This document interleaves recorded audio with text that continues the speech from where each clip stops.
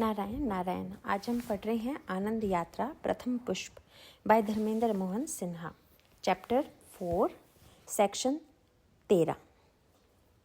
Chapter 4 का section 13 उन्नति और अभ्युदय के अचूक साधन। जिस प्रकार अग्नि की ज्वाला सहज ही ऊपर की ओर जाती है, उसी प्रकार जीवात्मा का स्वभाव सहज ही उन्नति और अभ्युदय की ओर जाने का है। जीवात्मा का यह स्वभाव ही उसे परमात्मा स्वरूप में स्थित होने के लिए अंदर ही अंदर प्रेरित करता रहता है, क्योंकि वही स्थिति उन्नति और अभ्युदय की पराकाष्ठा है। यही वह लक्ष्य है जिसमें अक्षय सुख, परम शांति और उज्जवल प्रकाश का अनुभव होता है। इस लक्ष्य की प्राप्ति के लिए साधन करना ही मनुष्य जन्म का परम सदुपयोग है। ऐसा करने से उसकी शक्ति, सामर्थ्य और प्रभाव में वृद्धि होती है, किंतु दिशा का भ्रम हो जाने के कारण वह इस उन्नति और अभ्युदय प्राप्ति के लिए संसार की ओर मुड़ जाता है, जहाँ दुख, संताप और निराशा का ही निवास है। श्रीमद् भगवद गीता चैप्टर 8 श्लोक 15। यदि हम अपने प्राचीन धर्म ग्रंथों यथा श्रीमद् भगवद गीता, श्री रामचरितमानस, श्रीमद् भागवत आदि पर दृष्टि डालें तो हमें यह ज्ञात होगा कि भारतीय मनीषियों ने मानव जीवन में उत्कर्ष और अभ्युदय की प्राप्ति के लिए केवल एक ही अचूक साधन बताया हुआ है, धर्मशास्त्रों के मार्गदर्शन अनुसार धर्म का पालन। इस प्रकार धर्म पालन के साधन की विलक्षणता यह है कि इसको श्रद्धा और तत्परता पूर्वक करने से दोनों ही स्तरों पर श्रेय की प्राप्ति होती है। इस लोक में सुख समृद्धि तथा परलोक में परम पद की प्राप्ति। वास्तव में भारतीय दर्शन के अनुसार धर्म वही है जिससे अभ्युदय और निश्रेयस की सिद्धि हो। यतो अभ्युदनी श्रेयस सिद्धि सधर्मः। वैशेषिक दर्शन चैप्टर 1 श्लोक 2। महाभारत में भी स्पष्ट आश्वासन है, यतो धर्मस्तत कृष्णो यत कृष्णस्ततो जयः। अर्थात जहाँ धर्म है वहीं कृष्ण है, और जहाँ श्री कृष्ण हैं वहीं विजय होती है। भीष्म पर्व चैप्टर 43 श्लोक 60। आइए श्रीमद् भगवद गीता के साधन के इन विभिन्न अंगों के विषय में कुछ मार्गदर्शन लें। नंबर 1, जीवात्मा ही शक्ति का स्रोत। इसके लिए सर्वप्रथम यह आवश्यक है कि हम यह जान लें कि हमें जो यह मनुष्य शरीर प्राप्त है, इसके अंदर शक्ति का स्रोत क्या है और उसकी सामर्थ्य क्या है। इसके लिए गीता में जीवात्मा का स्वरूप अविनाशी, नित्य और सर्वव्यापी बताया गया है। श्रीमद् भगवद गीता चैप्टर 2 श्लोक 17 से 20। यह कितने आनंद की बात है कि जीवात्मा स्वयं अक्षय सुख का भंडार है और उसे महान से महान कार्य करने के लिए शरीर प्राप्त है। यह जीवात्मा परमात्मा का ही अंश है और इसीलिए सर्वशक्तिमत्ता, सर्वज्ञता और सर्वव्यापकता इसके स्वाभाविक गुण हैं। शरीर द्वारा किए गए कर्मों के लिए आवश्यकता अनुसार सारी शक्ति, ज्ञान और प्रकृति पर नियंत्रण इसी से प्राप्त हो सकता है। नंबर 2, शक्ति से संपन्न होने के लिए यज्ञ तथा जप। उपरोक्त शक्ति एवं नियंत्रण की सामर्थ्य कैसे प्राप्त हो, उन उपायों को ही योग कहा जाता है। और जब तीसरे अध्याय में वर्णित कर्मयोग का हम अवलंबन ढूंढते हैं तो ज्ञात होता है कि इसके लिए यज्ञ ही प्रमुख साधन है। गीता में भगवान जप यज्ञ को अपना स्वरूप बताते हैं। चैप्टर 10 श्लोक 25। यज्ञों में सबसे सुगम, निरापद और प्रभावशाली यज्ञ नाम जप है। इसके साधन से मनुष्य का सीधा संबंध परमात्मा की असीम शक्ति से स्थापित हो जाता है।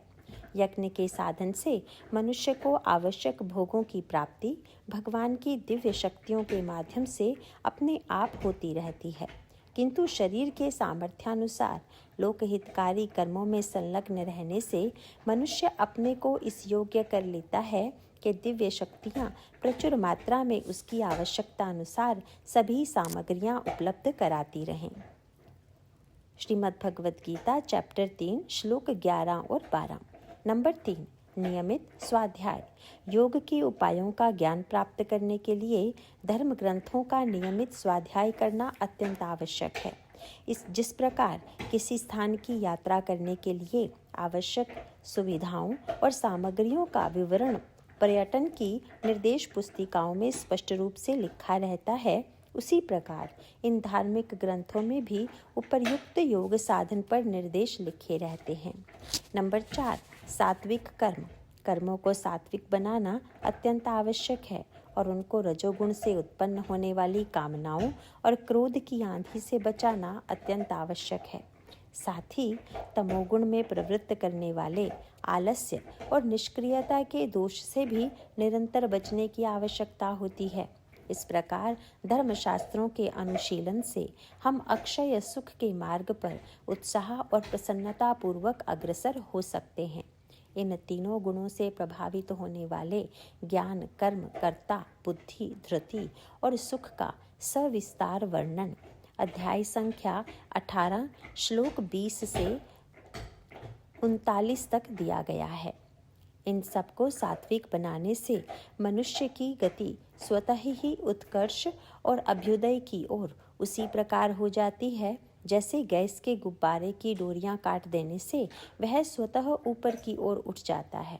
स्वार्थ बुद्धि से किए गए कर्मों से प्राप्त जो अभ्युदय और उत्कर्ष का आभास होता है वह फुलझड़ी के समान क्षणिक प्रकाश वाला होता है। इस प्रकार से अर्जित धन का नाश शीघ्र ही रोग, मुकद्दमेबाजी, धोखेधड़ी आदि में हो जाता है, किंतु सात्विक कर्मों से स्थायी सुख की प्राप्ति होती है और उन कर्मों को भगवत अर्पण करने से सदा के लिए परमानंद की प्राप्ति हो जाती है। नंबर 5, सत्संग। जप और स्वाध्याय के विषय में धर्म ग्रंथों के अध्ययन के लिए महापुरुषों के सत्संग से बड़ी सुगमता पूर्वक मार्गदर्शन मिलता है। सत्संग से लाभ उठाना ऐसा ही है जैसे यदि कोई संपन्न व्यक्ति किसी निर्धन बालक को गोद ले ले तो उस बालक को अनायास ही उन सब साधनों की प्राप्ति हो जाती है जो किसी अन्य व्यक्ति को घोर परिश्रम से प्राप्त होती है। ऐसा करने में यह सावधानी बरतना आवश्यक है कि जो भी सत्संग किया जाए वह शास्त्र अध्ययन के रूप में हो और केवल व्यक्तिगत विचारों का उन्मुक्त वाचन ही ना हो। इस प्रकार जप, स्वाध्याय और सत्संग के द्वारा परिवर्तित और नियंत्रित कर्म शैली से मनुष्य को यश और समृद्धि अवश्य प्राप्त होते हैं, जैसा गीता के अध्याय संख्या 11 श्लोक 33 में भगवान ने कहा है। जीवन में आने वाली कठिनाइयाँ योग में लगे हुए व्यक्ति के सामने इस प्रकार पराजित हो जाती हैं जिस प्रकार प्रकाश के सामने अंधेरा। वास्तव में जप, स्वाध्याय और सत्संग जीवन को समृद्ध और उत्कृष्ट बनाने के लिए शक्तिशाली साधन हैं। चैप्टर 4 सेक्शन 14 छात्रों की सफलता के लिए अचूक उपाय। जैसे जैसे वार्षिक परीक्षा समीप आती जाती है वैसे वैसे छात्रों के मन में बेचैनी बढ़ना आरंभ हो जाती है। मन की चंचलता, भविष्य की चिंता और दैनिक जीवन की समस्याएं बुद्धि को एकाग्र नहीं होने देती। इन सब से सफलतापूर्वक जूझने के लिए छात्रों को अपनी दृष्टि निम्नलिखित 2 कर्तव्यों पर केंद्रित करनी चाहिए। नंबर 1 शारीरिक स्वास्थ्य, नंबर 2 बुद्धि की कुशाग्रता। इन दोनों को प्राप्त करने के लिए कहीं दूर घर से बाहर नहीं जाना होता है, अपितु ये हर छात्र की पहुंच में स्वाभाविक ही होते हैं, परंतु इन्हें प्राप्त करने के लिए उचित मार्गदर्शन अति आवश्यक है। यह मार्गदर्शन हर छात्र को उन धर्म ग्रंथों में सुगमता पूर्वक मिल सकता है जो भारतवर्ष की संस्कृति के आधार हैं। इनमें गीता एक प्रमुख ग्रंथ है जिसमें प्रायः सभी उपनिषदों एवं शास्त्रों का सार संग्रहित है। यद्यपि गीता शास्त्र को भ्रमवश केवल एक दार्शनिक विचारों का ग्रंथ समझा जाता है, परंतु इसमें छात्रों के लिए ऐसे अमूल्य विचार भरे हुए हैं जो उनके जीवन में अत्यंत उपयोगी हो सकते हैं। नंबर 1 शारीरिक स्वास्थ्य। जैसे जैसे शरीर पुष्ट होता है वैसे वैसे दिन प्रतिदिन का सिर में भारीपन, शरीर का टूटना, मन का बुझा बुझा सा रहना आदि शारीरिक विकार स्वतः ही समाप्त हो जाते हैं। इससे परिश्रम करने की क्षमता आती है और थकान नहीं होती है। शरीर को स्वस्थ रखने के लिए उचित भोजन, खेलकूद एवं व्यायाम अत्यंत आवश्यक हैं। क भोजन। भोजन गीता के अनुसार यह दुखों का नाश करने वाला योग तो यथा योग्य आहार और विहार एवं यथा योग्य सोने और जागने वाले का सिद्ध होता है। श्रीमद् भगवद गीता चैप्टर 6 श्लोक 17। सात्विक आहार ही युक्ता आहार कहा जाता है। सात्विक आहार से बुद्धि कुशाग्र होती है और शारीरिक एवं मानसिक शक्ति बढ़ती है। फल, दूध और वनस्पतियों, शाक सब्जी इत्यादि को जो ऋतुओं के अनुसार आसानी से प्राप्त हों, सात्विक भोजन के अंतर्गत कहा जाता है। इस विषय में गीता में कहा गया है, आयु, बुद्धि, बल, आरोग्य, सुख और प्रीति को बढ़ाने वाले एवं रस युक्त, चिकने और स्थिर रहने वाले तथा स्वभाव से ही मन को प्रिय लगने वाले भोजन तो सात्विक पुरुष को प्रिय होते हैं। चैप्टर 17 श्लोक 8। सात्विक, राजसिक और तामसिक प्रकृतियों के विषय में गीता के 14वें अध्याय में विस्तार पूर्वक बताया गया है। संक्षेप में यह समझना उपयोगी होगा कि सत्व गुण का संकेत शांत, दोष रहित व प्रकाश पूर्ण प्रकृति की ओर होता है। रजोगुण का लक्षण चंचल, विक्षेप युक्त और अनिश्चित प्रकृति तथा तमोगुण आलस्य, निद्रा, व्यर्थ चेष्टा आदि का द्योतक है। एक और सात्विक आहार से शारीरिक स्फूर्ति प्राप्त होती है, जो छात्रों के लिए अत्यंत आवश्यक है। दूसरी ओर राजस एवं तामस आहार से शरीर में आलस्य एवं प्रमाद भर जाते हैं, अतः यह त्यागने योग्य है। इनका विवरण गीता के 17वें अध्याय के श्लोक 9 और 10 में दिया गया है। ख. व्यायाम। उचित सात्विक आहार के साथ अमूल्य पोषण शक्ति ऑक्सीजन के माध्यम से हर मनुष्य को प्राप्त है। ऑक्सीजन का घनीभूत रूप ओजोन के रूप में विद्यमान है। ओजोन की यह विशेषता है कि भारी होने के कारण वह रात्रि में धरती के तल पर उतरता है और सूर्योदय के समय सूर्य की गर्मी ग्रहण करते ही पुनः वायुमंडल में उठकर मनुष्य की पहुंच से ऊपर चला जाता है। अतः छात्रों की शारीरिक पुष्टि व मानसिक एकाग्रता को बढ़ाने का अचूक उपाय यह है कि प्रातःकाल सूर्योदय से पहले ही इस ओजोन की निकट उपस्थिति में कम से कम 20 मिनट दौड़ लगाई जाए। इस प्रातःकालीन दौड़ से पूरे दिन भर के लिए पर्याप्त शक्ति का अर्जन हो जाता है। दौड़ने से रक्त संचार का प्रवाह तीव्रता से मस्तिष्क की ओर भी हो जाता है। ओजोन तथा तीव्र रक्त संचालन से मस्तिष्क में एक अद्भुत चेतनता का संचार होता है, जिससे पढ़ाई में एकाग्रता आश्चर्यजनक रूप से बढ़ जाती है। इसके लिए आवश्यक है कि रात्रि में अधिक से अधिक 10 बजे तक शयन हो और प्रातःकाल 4:30 बजे तक जागरण हो जाए। पढ़ाई का सर्वोत्तम समय प्रातःकाल के व्यायाम और स्नान के पश्चात है। व्यायाम और खेलकूद के अतिरिक्त आसन तथा प्राणायाम से भी शारीरिक एवं मानसिक स्वास्थ्य पुष्ट होता है। इसका वर्णन योग ग्रंथों में मिलता है। आसनों में भुजंग, सर्वांग, मत्स्य, अर्धमत्स्येंद्र, कुक्कुट एवं वज्र आसन मात्र 10 मिनट में ही सुगमता पूर्वक शरीर को स्फूर्तिमय एवं चुस्त बना देते हैं। इसके साथ ही मात्र 10 मिनट के प्राणायाम से रक्त संचालन संतुलित होने लगता है। साधारण प्राणायाम और छात्रों के लिए उपयोगी आसनों की शिक्षा वार्षिक ग्रीष्मावकाश के दिनों में 1 सप्ताह में आसानी से मिल सकती है। नंबर 2, बुद्धि की कुशाग्रता। सामान्य रूप से यह धारणा प्रचलित है कि किसी व्यक्ति में अधिक बुद्धि होती है और किसी में कम। छात्र भी इस धारणा से मुक्त नहीं हैं। यह धारणा भ्रमपूर्ण है। वास्तव में बुद्धि उन सद्गुणों में से एक गुण है जो परमात्मा द्वारा प्रत्येक मानव को सहज ही उपलब्ध हैं। श्रीमद् भगवद गीता चैप्टर 10 श्लोक 4 और 5। ये गुण यद्यपि भगवान द्वारा सबको सहज ही प्राप्त हैं, परंतु ईश्वर द्वारा दी गई इस बुद्धि को जब मन की चंचलता और विक्षेप घेर लेते हैं, तब उस बुद्धि का प्रकाश हमको उचित रूप में नहीं मिल पाता। अतः मन की चंचलता और उसके विक्षेपों का नाश होने से बुद्धि स्वतः ही कुशाग्र हो जाती है तथा इस योग्य हो जाती है कि गहन से गहन विषयों को भी आसानी से ग्रहण कर सके। यह अत्यंत दुख की बात है कि आज के युग में छात्रों को उनके मुख्य लक्ष्य की ओर से हटाकर विक्षेपों और क्लेशों के गर्त में डुबोने वाले असंख्य कारण लोकप्रिय बन गए हैं।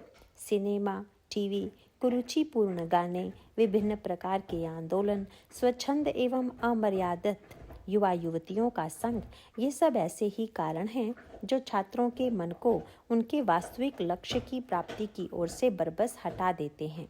मन के विचलित हो जाने से वह इधर उधर भटकना आरंभ कर देता है और फिर धीरे धीरे जीवन उद्देश्यहीन अथवा कामनापूर्ति के अधीन हो जाता है। इनके प्रभावों से बचने के लिए तो प्रत्येक छात्र को स्वयं ही जागरूक रहना चाहिए। साथ ही सहायता के लिए भगवान का आश्रय भी ग्रहण करना चाहिए।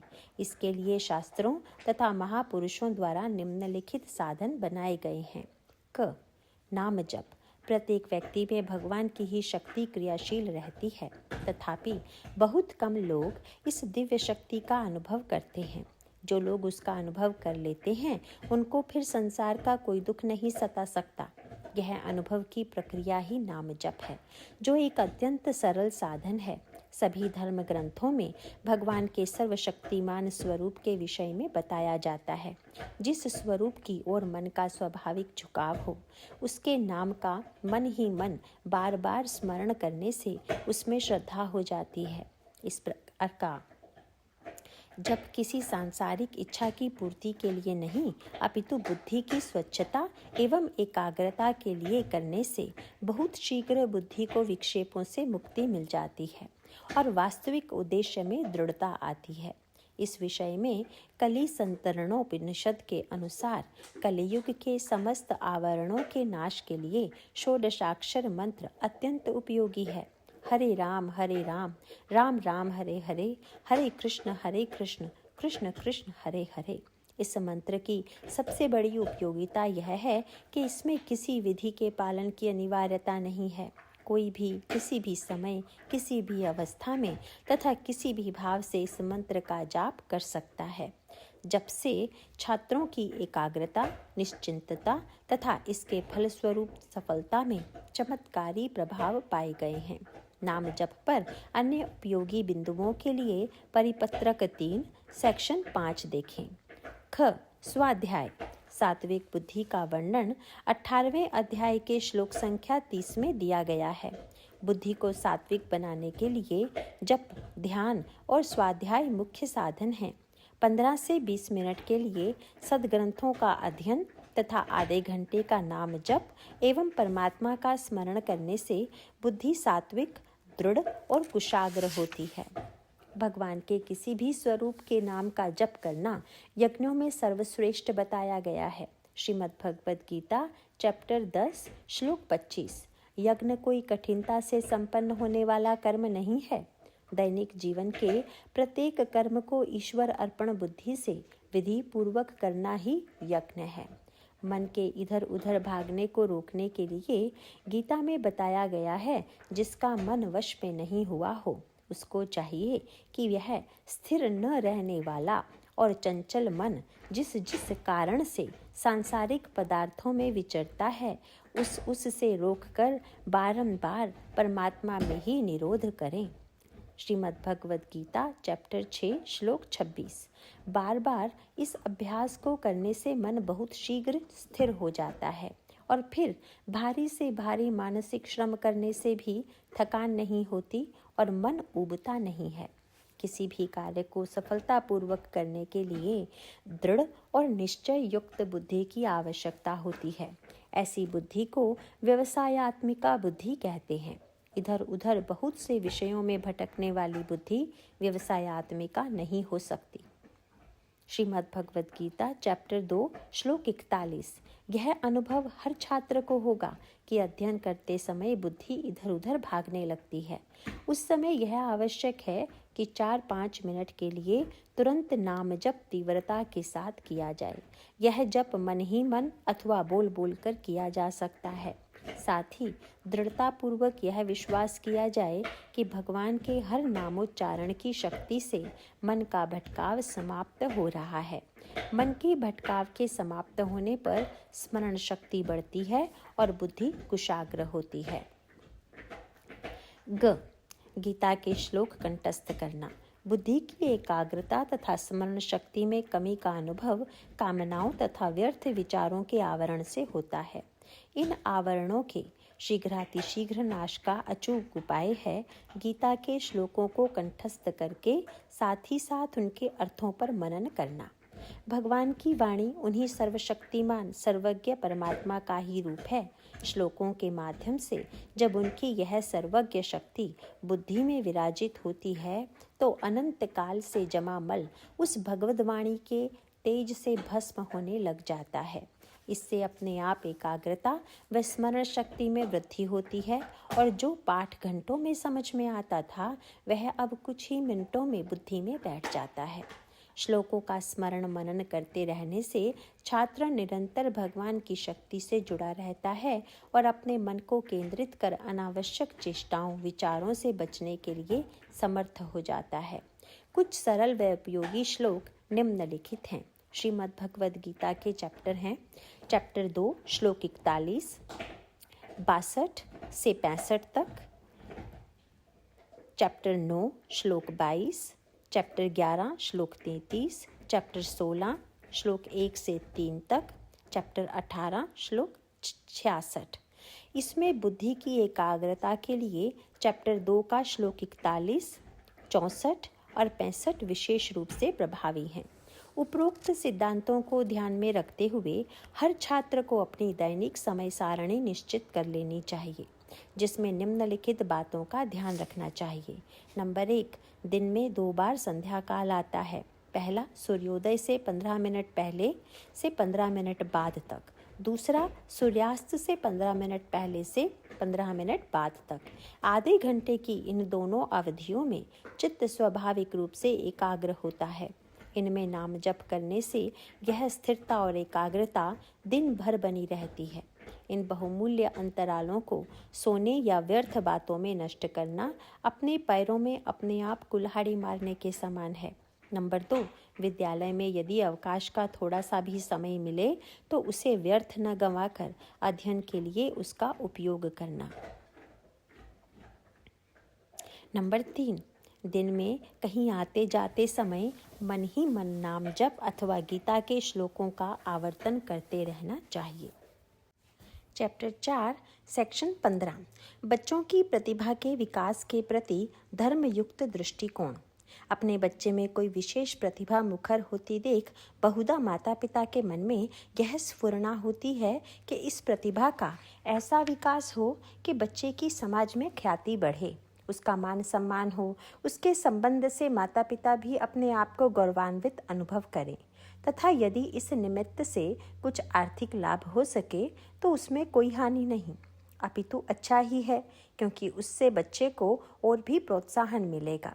इस पर किंचित ही किसी का विचार जाता है कि इसमें धर्म की क्या भूमिका है।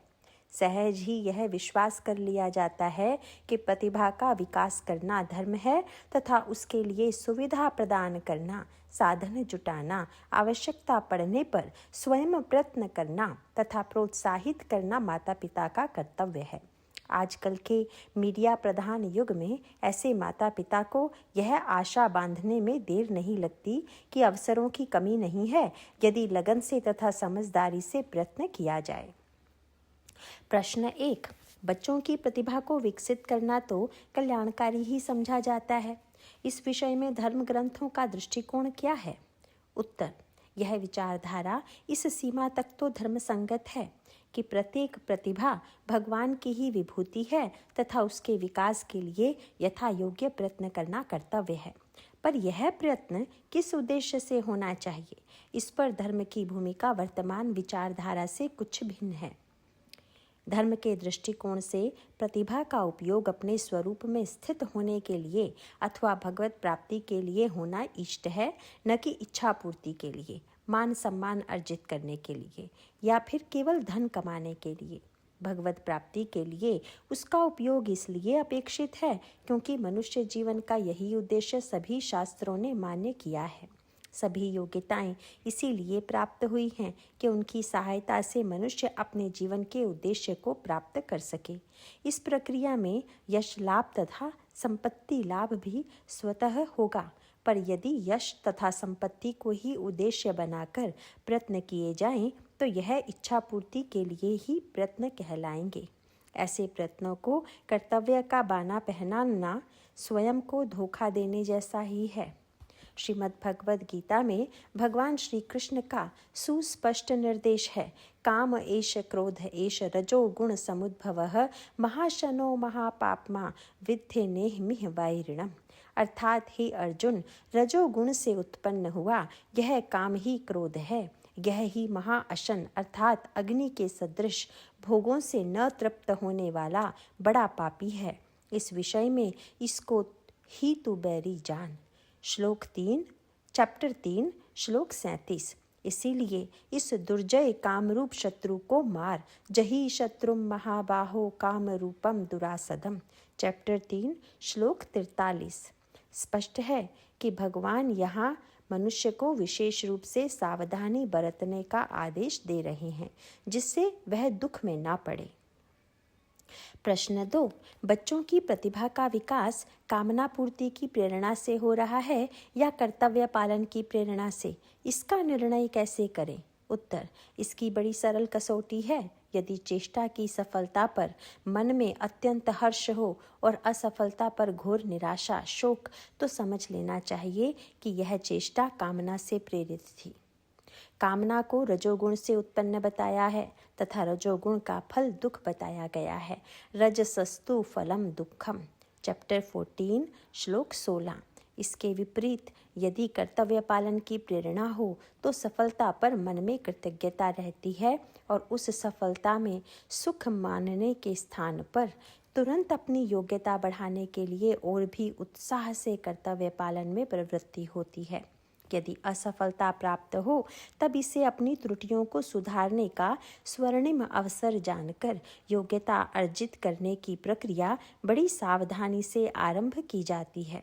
साथ ही मन संतुष्ट और प्रसन्न रहता है कि जितनी सामर्थ्य थी उसके अनुसार ही चेष्टा की गई और अब वर्तमान में देखें कि और कहाँ सुधार हो सकता है। इस प्रकार हर परिस्थिति में शांति, संतोष, धैर्य, कार्यशैली में दक्षता और निरंतर बढ़ता हुआ उत्साह, ये सब गुण मानव धर्म के द्योतक हैं और जिस चेष्टा से यह पुष्ट हो उसी को धर्मानुकूल चेष्टा जान लेनी चाहिए।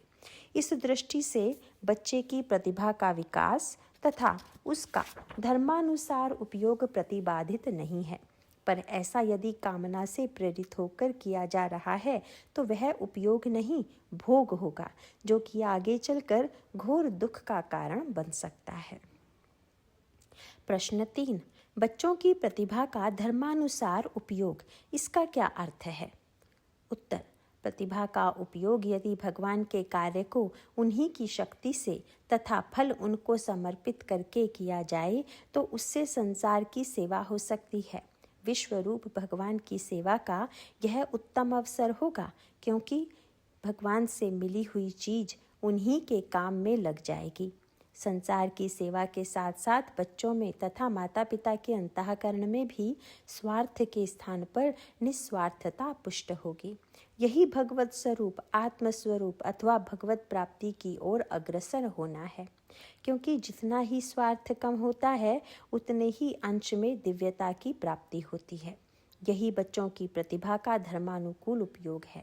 इस प्रकार संसार की तो सेवा हो जाएगी तथा सेवा करने वाले को योग की प्राप्ति होगी।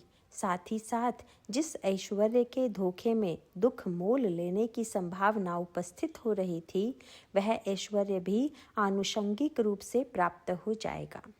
चैप्टर 11 श्लोक 33 और चैप्टर 3 श्लोक 10। प्रश्न 4, संसार की सेवा करने का क्या अर्थ है?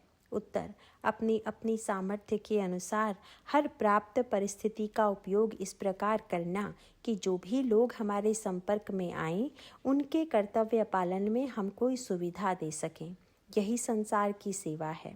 उदाहरणार्थ, यदि बच्चे में गायन की प्रतिभा है तो माता पिता उसे इस प्रकार सेवा करने के लिए उत्प्रेरित कर सकते हैं कि जहाँ कहीं भगवान की चर्चा हो वहाँ वह भगवान की स्तुति, कीर्तन इत्यादि के द्वारा अपनी प्रतिभा का उपयोग करे। सेवा में यह ध्यान रखना आवश्यक है कि सेवा के रूप में जो भी काम किया जाए वह उच्च कोटि का तथा अनुकरणीय स्तर का हो। जिन लोगों की जीविका उनकी कुशलता पर निर्भर होती है, वे जिस लगन से तथा जिस स्तर का काम करते हैं, उसी लगन तथा उसी स्तर का काम हम भगवान की प्रीति के लिए करें। श्रीमद् भगवद गीता में इस बात पर विशेष बल दिया गया है। सक्ता कर्मण्य विद्वांसो यथा कुर्वन्ति भारत, कुर्यात् विद्वांस तथा सक्तिश्च चिकीर्षुर्लोक संग्रहम। अर्थात इसीलिए हे भारत, कर्म में आसक्त हुए अज्ञानी जन जैसे कर्म करते हैं वैसे ही अनासक्त हुआ विद्वान भी लोक शिक्षा को चाहता हुआ कर्म करे। चैप्टर 3 श्लोक 25। प्रश्न 5। बच्चे यदि अपनी सामर्थ्य से संसार की ही सेवा करते रहेंगे तो उनकी अपनी आवश्यकताओं की पूर्ति कैसे होगी? उत्तर, अपनी आवश्यकताओं की पूर्ति हम अपनी व्यक्तिगत सामर्थ्य के बल पर भी कर सकते हैं, परंतु ऐसा करने में हमारे कर्म का फल दो तरह का होगा, एक इच्छित, दूसरा अनिश्चित। इच्छित फल अनिश्चित है, पर अनिश्चित फल निश्चित रूप से मिलेगा ही। जैसे सुख के लिए साधन इकट्ठा करने में उन साधनों से सुख मिले या ना मिले, यह इच्छित फल तो अनिश्चित है, पर धन या समय तो खर्च होगा ही, अर्थात अनिश्चित फल निश्चित है। इसीलिए केवल अपनी सामर्थ्य के बल पर आवश्यकताओं की पूर्ति के लिए कर्म करते समय इस बात का विचार रखना आवश्यक है कि इच्छित फल मिले न मिले, अनिश्चित फल तो झेलना ही पड़ेगा। पर जब आवश्यकताओं की पूर्ति भगवान की सामर्थ्य से होती है तो उसमें अनिश्चित फल का लेश भी नहीं होता और उनकी उस व्यवस्था का ऐश्वर्य, सौंदर्य तथा माधुर्य ऐसा होता है कि जिसकी हम कल्पना भी नहीं कर सकते। परम पूज्य श्री राधा बाबा के अनुसार वह इस प्रकार होगा कि हम मुक्त हो जाएंगे। आस्तिकता की आधारशिलाएं, पृष्ठ संख्या 101। वास्तव में काम तो सब वही करने हैं जैसे कामना पूर्ति के लिए किए जाते हैं, अधर्म को छोड़कर। मात्र उनका उद्देश्य इच्छा पूर्ति तथा सुख भोग न रखकर योग को उद्देश्य बनाने से वे ही काम भगवान की शक्ति सामर्थ्य से सर्वांगीण सुंदर बन सकते हैं। पर यदि इतनी सी यह सावधानी न बरती गई तो वे काम इस जन्म में दुख का बीजारोपण तो कर ही देंगे, भविष्य के लिए नीच योनियों का योग भी बना देंगे तथा बार बार पुनर्जन्म के चक्र में अनंत काल तक बांध देंगे। अतः समझदारी इसी में है कि जो भी विभूतियाँ भगवान से प्राप्त हुई हैं, चाहे वह शरीर हो, प्राण हो, जीवन हो, योग्यता हो अथवा प्रतिभा हो, उन सब को भगवान की ही सेवा में लगाकर निस्वार्थता प्राप्त करें तथा अंततोगत्वा योग में स्थित हो जाएं। इसीलिए सांसारिक लाभ की आशा रखने वाले की अपेक्षा संसार के रूप में विद्यमान भगवान की सेवा करने वाले का उत्साह तथा उसकी लगन कहीं अधिक होनी चाहिए, क्योंकि यज्ञ रूपी कर्म से उसकी सारी सांसारिक आवश्यकताओं की पूर्ति सहज रूप से होगी ही, साथ ही उसको तो वह फल मिलने वाला है जो मनुष्य जन्म की सर्वोत्तम उपलब्धि है, जिसको पाकर ही मनुष्य कृतकृत्य हो सकता है। वह फल है अखिल ब्रह्मांड के स्वामी के प्रिय सेवक बनने का श्रेय और परमात्मा के असीम ऐश्वर्य, यश और सौंदर्य में साझेदारी का आनंददायक अनुभव। चैप्टर 4 सेक्शन 16 प्रियजनों का वियोग। मनुष्य जीवन में प्रियजन वियोग किसी न किसी रूप में होता ही रहता है। जिन दुलारे शिशुओं को प्यार से पालन पोषण कर बड़ा किया जाता है, उन्हें उच्च शिक्षा प्राप्त करने या व्यवसाय नौकरी के लिए घर से दूर जाना ही पड़ता है।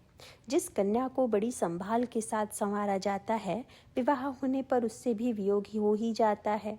इस प्रकार के वियोग यद्यपि स्वेच्छा से किए जाते हैं, तथापि उनसे हृदय को कुछ न कुछ पीड़ा तो होती ही रहती है।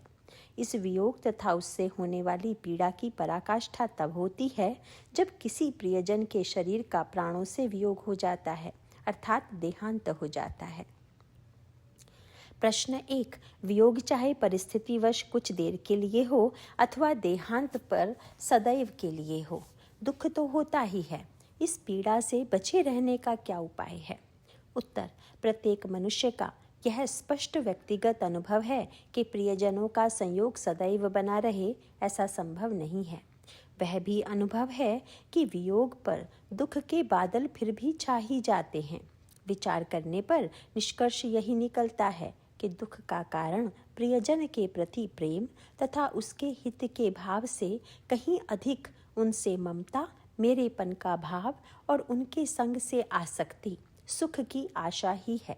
जितनी गहन ममता और आसक्ति होगी, उसी मात्रा में वियोग होने पर दुख अवश्य होगा। अतः इस वियोग पीड़ा से बचने के लिए आवश्यक यह है कि जब तक संयोग हो तब तक उसे अपने सुख का आधार न मानकर निरंतर अपने प्रियजनों के प्रति होने वाले कर्तव्यों पर ही दृष्टि रखें।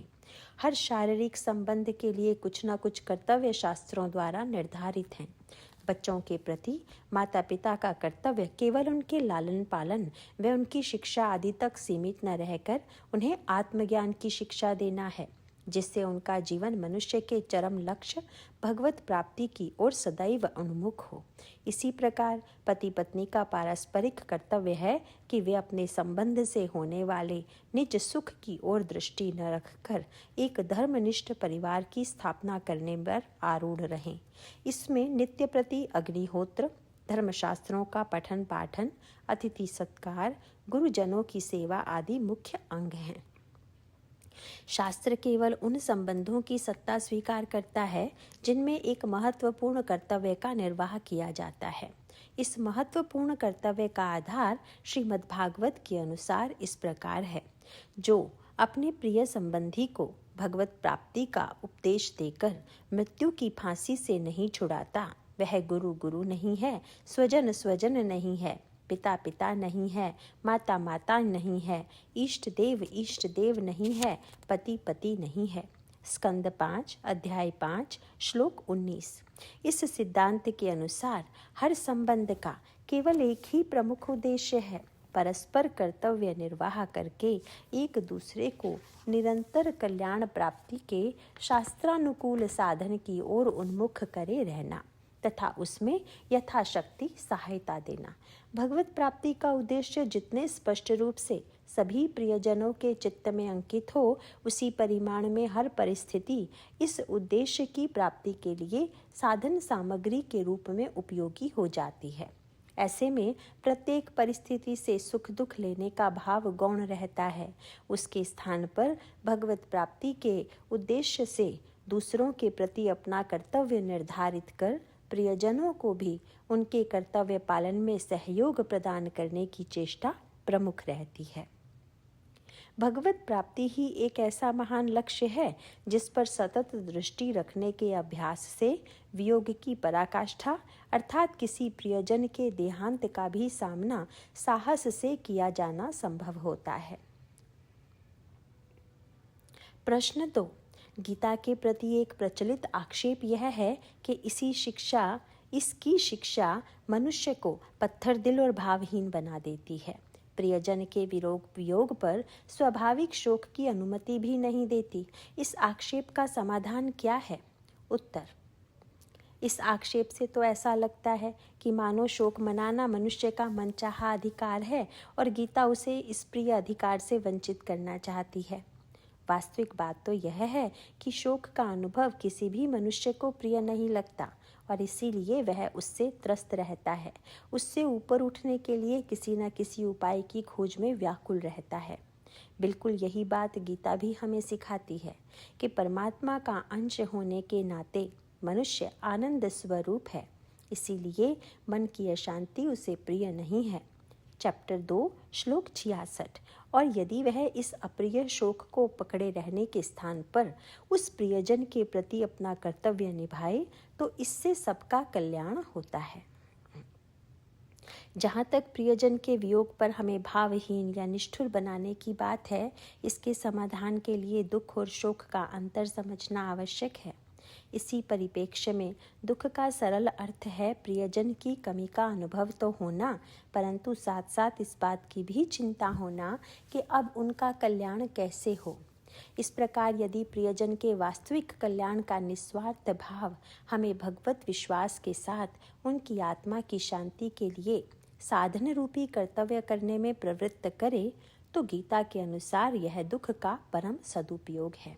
इसके विपरीत शोक में चित्त पर यह तमोगुणी भाव हावी रहता है कि मेरे साथ बहुत बुरा हुआ, अब मेरा क्या होगा, प्रियजन के बिना मेरा आगामी जीवन कितना दुखद और अकेला होगा, मैं तो इस परिस्थिति के सामने विवश हूँ, अब कुछ नहीं किया जा सकता, करने के लिए कुछ बचा ही नहीं, जीवन निरर्थक है। चैप्टर 2 श्लोक 11। इसमें अपने विषाद, अपने भविष्य का चिंतन प्रमुख रहता है। प्रियजन के प्रति कोई कर्तव्य शेष नहीं प्रतीत होता और इस प्रकार निष्क्रियता, मूढ़ता व विषाद के महासागर में मनुष्य डूबता चला जाता है। ऐसी दशा में कुछ समझ में नहीं आता कि क्या करें क्या ना करें, और इस कारण जीवन में भीषण अव्यवस्था व बिखराव छा जाता है। यही वह आत्मघाती शोक है जिसकी अनुमति गीता नहीं देती। चैप्टर 2 श्लोक 11। स्पष्ट है कि इस प्रकार के कर्तव्य विमुखता में डूबे रहने से किसी का भी कल्याण नहीं होता। इसी कारण भगवान अपने उपदेश के प्रारंभिक वाक्य चैप्टर 2 श्लोक 11 से लेकर उपदेश के साररूप अंतिम वाक्य चैप्टर 18 श्लोक 66 तक अनेकों स्थानों पर बारंबार शोक करने की प्रवृत्ति को स्पष्ट रूप से बुद्धिहीनता घोषित करके उसे त्यागने का बलपूर्वक निर्देश देते हैं। दुख के संयोग का वियोग ही मनुष्य के लिए वांछित बताया गया है, अर्थात प्रतिकूल परिस्थिति में भी दुख से अपने को बचाकर कल्याण की ओर प्रयत्नशील रहना, यही योग की परिभाषा है। चैप्टर 6 श्लोक 23। गीता एक सक्रियता का ग्रंथ है जो जीवन रूपी संग्राम में व्यक्ति को अदम्य सेनानी बनाता है, जिससे वह हर परिस्थिति में अपना कर्तव्य निर्धारित करके उसका भली प्रकार आचरण कर सके और अन्यों के सामने आदर्श रखकर उन्हें भी सहयोग देते हुए इसी ओर प्रेरित करे। प्रश्न 3। किसी के देहांत पर कर्तव्य यही तो है कि शोक सभा में सम्मिलित होकर परिवारजनों के साथ सहानुभूति प्रकट करें। इसके अलावा और क्या किया जा सकता है? उत्तर: कठोर सत्य तो यह है कि इस प्रकार का आयोजन तथा सहानुभूति के शब्द सामान्य रूप से कर्तव्य निर्वाह नहीं अपितु प्रदर्शन मात्र बनकर ही रह जाते हैं। विडंबना यह है कि शोक प्रकट करने वाले व्यक्ति तथा दिवंगत आत्मा के जिन परिवारजनों से यह शोक प्रकट किया जा रहा है, दोनों ही पक्ष अंदर ही अंदर इस प्रदर्शन को अच्छी प्रकार जान लेते हैं, किंतु सामाजिक मान्यता यही है कि किसी के देहांत पर शोक तो करना ही चाहिए। इसीलिए जोर जोर से रोने तथा शोक सभा में अपना मुंह दिखाने के आडंबर में अधिकांश जन सम्मिलित होते हैं। इस रुदन के पीछे वास्तविक दुख कितने लोगों को हो रहा है, यह विचारणीय है। देखा तो यही जाता है कि कुछ ही देर में शोक प्रकट करने वाले सदस्य और अन्य परिवारजन छोटे छोटे समूहों में बंटकर धीरे धीरे राजनीति, दफ्तर, अन्य रिश्तेदारों की पूछताछ अथवा अपने ही दुख दर्द की सांसारिक चर्चा प्रारंभ कर देते हैं। इससे सबसे किसी को क्या लाभ? पर हाँ, इन्हीं के बीच कुछ वास्तविक हितैषी और शुभचिंतक भी होते हैं जो ऐसे कठिन समय में शोकाकुल परिवार को व्यवस्था के विभिन्न कार्यों में अपनी सेवा पूरे मनोयोग से प्रदान करते हैं। सामाजिक स्तर पर तो यही कर्तव्य है कि यदि किसी के घर देहांत हो जाए तो केवल सहानुभूति प्रकट करके संतुष्ट न हो जाएं, अपितु कुछ दिनों तक दैनिक कार्यभार में हाथ बटाने के लिए समय निकालकर अपनी सेवाएं उपलब्ध अवश्य कराएं। यह ध्यान रखना चाहिए कि परिवार के सदस्यों को तो प्रियजन वियोग के दुख का सामना करने में ही अपनी अधिकांश क्षमता लगा देनी पड़ती है। अतः घर परिवार, अतिथि सत्कार तथा भोजन संबंधित व्यवस्था में पूर्ण रूपेण सहयोग करना चाहिए। ऐसे में सहानुभूति भी इस प्रकार शांतिमय वाणी में व्यक्त करनी चाहिए कि परिवारजनों का शोक न बढ़े, अपितु भगवान का आश्रय धारण करने के लिए वे प्रेरित हों। प्रश्न 4। यदि अपने ही घर किसी प्रियजन का देहांत हो तो मानस पटल पर दुख के बादल छा ही जाते हैं, ऐसे में क्या करें? उत्तर। ऐसे में निम्नलिखित सिद्धांत विचारों को धारण करने से शोक सागर में न डूबकर सबके कल्याण की ओर उन्मुख होना संभव होता है। नंबर 1, सर्वप्रथम सिद्धांत तो यह है कि युद्ध के घोषित होने पर व्यायाम आरंभ करने की चेष्टा सफलता नहीं देती। युद्ध की तैयारी तो पूर्व अनुभव के आधार पर पहले से ही आरंभ करके पक्की कर देनी चाहिए। फिर चाहे जिस भी समय युद्ध घोषित हो, उसके लिए तैयारी रहती है। इसी प्रकार किसी प्रियजन के देहांत पर यदि हम उसी समय शास्त्र के सिद्धांतों को पढ़कर धारण करने की चेष्टा आरंभ करें तो उस क्षुब्ध वातावरण और व्याकुल मानसिकता में यह अत्यंत कठिन प्रतीत होता है। साथ ही सबका अनुभव यही है कि जिस भी प्राणी का जन्म हुआ है उसकी मृत्यु कभी न कभी तो होगी ही, परंतु यह मृत्यु बुढ़ापे में ही होगी यह आवश्यक नहीं है। इसीलिए बुद्धिमानी तो इसी में है कि जो देह त्याग किसी न किसी दिन होना ही है, उसके विषय में अपने व अपने परिवारजनों के विचार स्वाध्याय सत्संग के माध्यम से पहले से ही पुष्ट कर देने चाहिए। नंबर 2, विचार करने पर प्रत्येक मनुष्य का यही अनुभव है कि बचपन से लेकर वर्तमान काल तक उसका निरंतर देह त्याग होता चला आ रहा है। बचपन के देह को त्याग कर ही किशोरावस्था में प्रवेश होता है। तत्पश्चात किशोर देह का त्याग कर युवावस्था की देह प्राप्त होती है। परंतु इन सभी देह त्याग के अवसरों पर न तो शोक हुआ न शोक सभा आयोजित की गई। वह इसलिए कि एक के बाद एक देह का यह त्याग शरीर के धीरे धीरे बदलने के कारण हुआ, पर वह बदलाव इतना धीरे हुआ और वर्तमान में भी हर पल हो ही रहा है कि इसका पता भी नहीं चलता। नंबर 3, एक और निष्कर्ष यह भी है कि इन सब परिवर्तनों का अनुभव उसी तत्व को हो सकता है जो स्वयं कभी बदलता नहीं है। स्थायी सत्ता होने के कारण ही उसे परिवर्तन का अनुभव हो पाता है। यह अनुभव करने वाला स्थायी तत्व ही मनुष्य का वास्तविक स्वरूप है, जिसका कभी नाश नहीं होता न मृत्यु होती है। इसी को जीवात्मा कहते हैं। गीता में यही बात कही गई है कि मनुष्य के वास्तविक स्वरूप में किसी भी प्रकार के अभाव की संभावना ही नहीं है। न तो वह शस्त्र से कटता है न ही अग्नि से जलता है। चैप्टर 2 श्लोक 23 और 24। जब मनुष्य इस ज्ञान में पूर्ण रूप से स्थित हो जाता है कि उसका कभी नाश हो ही नहीं सकता, तब उसके लिए हर समय आनंद की स्थिति बनी रहती है और यही स्थिति जीवात्मा का वास्तविक स्वरूप है। नंबर 4, शरीर तो इस जीवात्मा का अत्यंत उपयोगी यंत्र है जिससे उसे नए नए कर्म करने की क्षमता प्राप्त होती है। जब किसी कारणवश जीवात्मा का उस शरीर रूपी यंत्र से संबंध समाप्त हो जाता है, उसी को मृत्यु कहते हैं। महत्वपूर्ण बात तो यह है कि मृत्यु के बाद भी जीवात्मा ज्यों का त्यों बना रहता है, बस शरीर से युक्त न होने के कारण अब अपने कल्याण के लिए नवीन कर्म करने के योग्य नहीं रहता।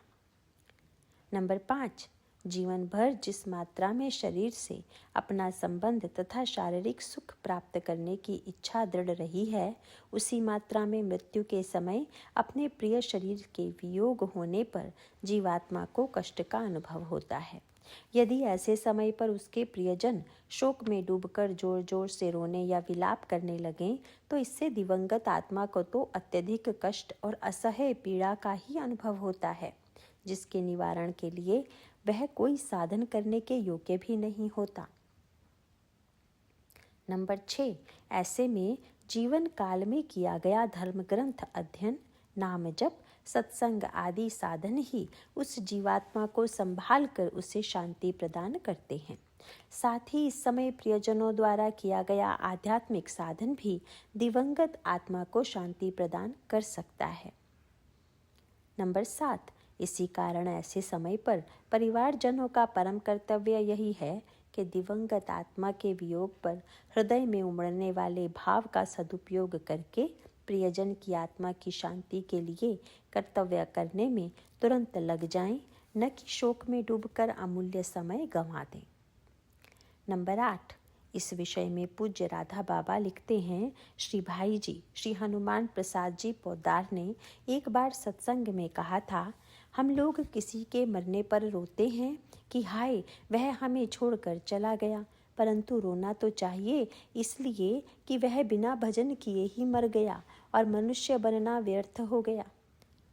श्री भाई जी के ये वचन बड़े ही महत्वपूर्ण हैं। अतः हमें ऐसी चेष्टा रखनी चाहिए कि अपने परिवार का, अपना स्वजन, आत्मीय कोई भी बिना भजन किए ना मरने पाए। इसके लिए यह आवश्यक है कि हम इस बात का पूर्ण ध्यान रखें कि अपने से संबद्ध कोई भी व्यक्ति भजन के बिना ना रहे। परिवार में जो कोई भी हो अथवा जो कोई भी हमसे अपना संबंध मानते हो, उन सब को हम भगवान की ओर प्रेरित करें, प्रवृत्त करें। आस्तिकता की आधारशिलाएं, पृष्ठ 128, गीता वाटिका प्रकाशन, गोरखपुर। प्रश्न 5, जो स्वजन अतिथि ऐसे अवसर पर अपना सद्भाव व्यक्त करने आते हैं, उनसे क्या कहा जाए? उत्तर, ऐसे अवसर पर मिलने वालों को भी परम पूज्य बाबा एवं बाबूजी की इस आज्ञानुसार प्रेम, विनम्रता परंतु दृढ़ता से यही निवेदित करना चाहिए कि ऐसे समय पर रोने से दिवंगत आत्मा को अत्यधिक कष्ट पहुंचता है। अतः घर में आयोजित आध्यात्मिक साधन में वे अपना अमूल्य योगदान देने की कृपा करें। साथ ही यह भी प्रार्थना करें कि दिवंगत आत्मा तथा अन्य सभी उपस्थित परिवार व आत्मीय जन शीघ्रातिशीघ्र मंगलमय भगवान की शरण ग्रहण कर लें तथा धर्म ग्रंथों पर आधारित जीवन जीने की ओर प्रवृत्त हों। प्रश्न 6, प्रियजन के देहांत पर क्या क्या आध्यात्मिक साधन करना चाहिए? उत्तर, शरीर से वियोग होने के 13 दिन तक दिवंगत आत्मा को आध्यात्मिक साधन की सबसे अधिक आवश्यकता होती है। इसके लिए शास्त्रों में जिन ऊर्ध्वदैहिक संस्कारों का विधान किया गया है, उनके अतिरिक्त निम्नांकित साधन की परंपरा संतों द्वारा अनुमोदित है, जिससे सभी स्वजन कर सकते हैं। नंबर 1, अंत्येष्टि के तुरंत बाद शीघ्रातिशीघ्र संपूर्ण गीता का पाठ, श्लोक और उनके संक्षिप्त अर्थ सहित दिवंगत आत्मा को सुनाएं। तुरंत ही विस्तृत व्याख्या पढ़ने की आवश्यकता नहीं है। साथ ही सभी परिवार और इष्ट जन भी इस श्लोक व अर्थ के पाठ को सुने। नंबर 2, आगामी 13 दिनों में परिवारजन संपूर्ण गीता का पाठ विस्तृत व्याख्या सहित दिवंगत आत्मा को सुनाएं और स्वयं भी सुनकर धारण करने की चेष्टा करें। इस कठिन परिस्थिति में संबल प्राप्त कर कर्तव्य निर्वाह करने के लिए तथा अपने आगामी जीवन के लक्ष्य को धर्म ग्रंथों की शिक्षा के अनुसार निर्धारित करने के लिए यह अत्यंत आवश्यक है। नंबर 3, मूल विष्णु सहस्त्र नाम के 123 पाठ किए जाने का निर्देश महापुरुषों द्वारा दिया गया है।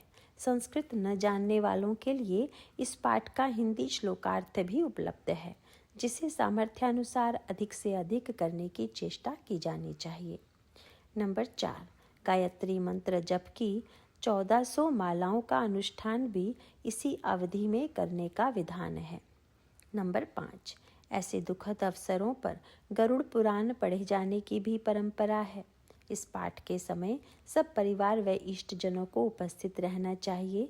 इस पुराण में स्पष्ट और विस्तृत उल्लेख है कि जीवन काल में मनुष्य ने जो शुभ अशुभ कर्म किए, उन सब का उसे मृत्यु के पश्चात किस किस प्रकार का फल प्राप्त होता है। इस विस्तृत वर्णन को ऐसे अवसर पर पढ़ने का उद्देश्य यही है कि सुनने वाले सभी परिवारजन भी अपने अपने जीवन में हर पल सावधानी से धर्मयुक्त आचरण ही करने के लिए कटिबद्ध हो सके और इसके लिए एकमात्र परमात्मा की ही शरण में जाएं।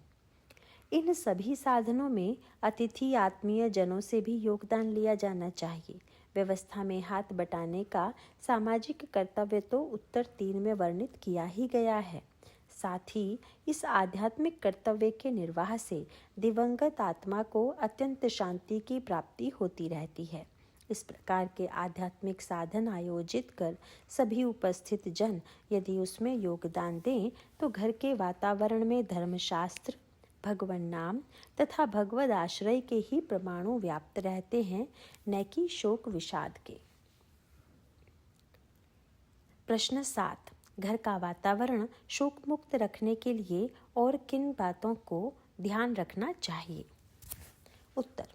शोक उत्तेजना का एक प्रमुख कारण यह रहता है कि घर वालों तथा अतिथियों के विचार व परस्पर चर्चा बार बार उन परिस्थितियों, घटनाओं अथवा व्यक्तियों की ओर बरबस खींचते जाते हैं जिनके कारण प्रियजन की मृत्यु हुई। उदाहरणार्थ, उस डॉक्टर की गलती के कारण ही मृत्यु हुई। पता नहीं कैसा लापरवाह ड्राइवर था, बिना देखे ही इतनी तेजी से गाड़ी इनसे भिड़ा दी। अथवा अगर उनका बेटा उनके मन के तनाव को समझकर कुछ उपाय करता तो शायद यह दुर्घटना घटती ही नहीं। ऐसे में एक दूसरे से मृत्यु का कारण पूछते और तत्पश्चात उससे संबंधित विश्लेषण, चर्चा तथा वर्णन करते हुए सभी जन शोक, पश्चाताप, दोष दर्शन अथवा आरोप के घातक दलदल में धंसते जाते हैं। इस सारी चर्चा से न तो शोक से मुक्ति होती है, न घर के सदस्यों को संबल प्राप्त होता है और न ही दिवंगत आत्मा को किसी भी प्रकार की शांति मिलती है। इस विचार, चर्चा, विश्लेषण का आधार है सामाजिक मान्यताओं के प्रभाव के कारण धर्मशास्त्रों में वर्णित शाश्वत सिद्धांतों से परिचय न होना या उन पर विश्वास की कमी।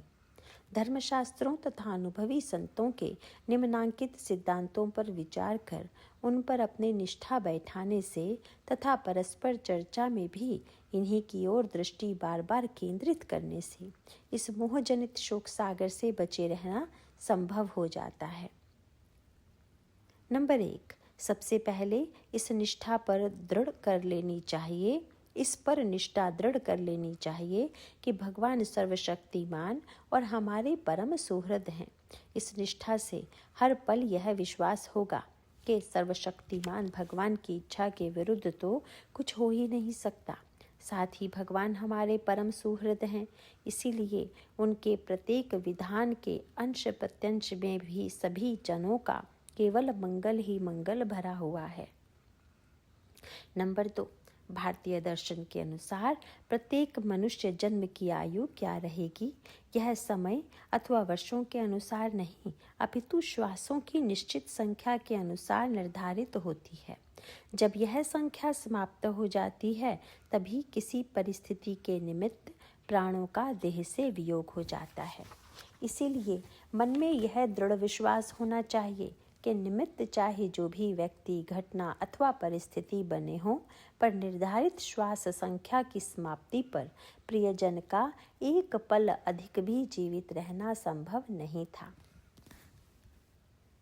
नंबर 3, प्रियजन का कब और कैसे देहांत हो, इसका निर्णय तो उसके पूर्वकृत कर्मफल के अनुसार होता है, परंतु इससे कहीं अधिक महत्वपूर्ण तो यह है कि जीवन काल में उन्होंने कितना भक्ति साधन किया और उस अभ्यास के अनुसार अंत समय पर चित्त में भगवान की स्मृति किस मात्रा में बनी रही।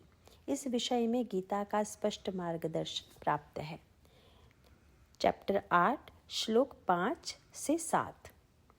नंबर 4, यदि दिवंगत आत्मा अथवा अन्य परिवार के सदस्यों में इस कल्याण साधन की कमी लगे तो वर्तमान में परम कर्तव्य यही है कि सब लोग इस भक्ति साधन की आवश्यकता समझें और फिर तुरंत मिलकर उसमें पूर्ण तत्परता व श्रद्धा के साथ जुट जाएं। नंबर 5, वह साधन करने पर करुणामय परमात्मा पर दृढ़ विश्वास का हृदय में उदय होता है कि वे अपने शरणागत भक्तों की हर प्रकार से संभाल करने के लिए लगे हुए हैं। मन निश्चिंत हो जाता है कि यदि कुछ वर्षों के संग से दिवंगत प्रियजन अपने परिवार के सदस्यों को इतना प्यारा लगने लगा तो जो परमात्मा अनेक जन्मों से उसे बड़े प्रेम से गोदी में रखकर उसकी जीवन धारा नियंत्रित कर रहे हैं, वे प्रभु उससे कितना प्यार करते होंगे। अतः निश्चित ही यह देह त्याग भी उस प्रियजन तथा सभी परिवार के सदस्यों के परम कल्याण की सामग्री ही है। नंबर 6, अंत में इस बात को समझकर हृदय कृतज्ञता से भर जाता है कि इस घटना के माध्यम से धर्मशास्त्रों का अध्ययन और भगवान नाम जप की ओर प्रेरित करके भगवान की कृपा सभी पर बरस रही है, जिसमें दिवंगत प्रियजन तथा अन्य सभी परिवारजनों का भी परम कल्याण अब निश्चित है। चैप्टर 4 सेक्शन 17 सामाजिक मान्यताओं पर विजय प्राप्ति। भगवत कृपा से अथवा संत महात्माओं के संग से कभी कभी मनुष्य के मन में अपने जीवन का लक्ष्य प्राप्त करने की इच्छा प्रबल रूप से उठ जाती है। मनुष्य जीवन का लक्ष्य यही है कि जीवन रहते अपने वास्तविक दिव्य स्वरूप का अनुभव और उसका प्राकट्य हो जाए। इस लक्ष्य की प्राप्ति के लिए जो साधन बताए जाते हैं, उनका उल्लेख धर्म ग्रंथों का मुख्य प्रतिपाद्य विषय है, किंतु इन साधनों को करने में कभी कभी उन सामाजिक और पारिवारिक मान्यताओं से विरोध का अनुभव होता है, जिनकी जड़ें बाल्यावस्था से ही मन में जम जाती हैं।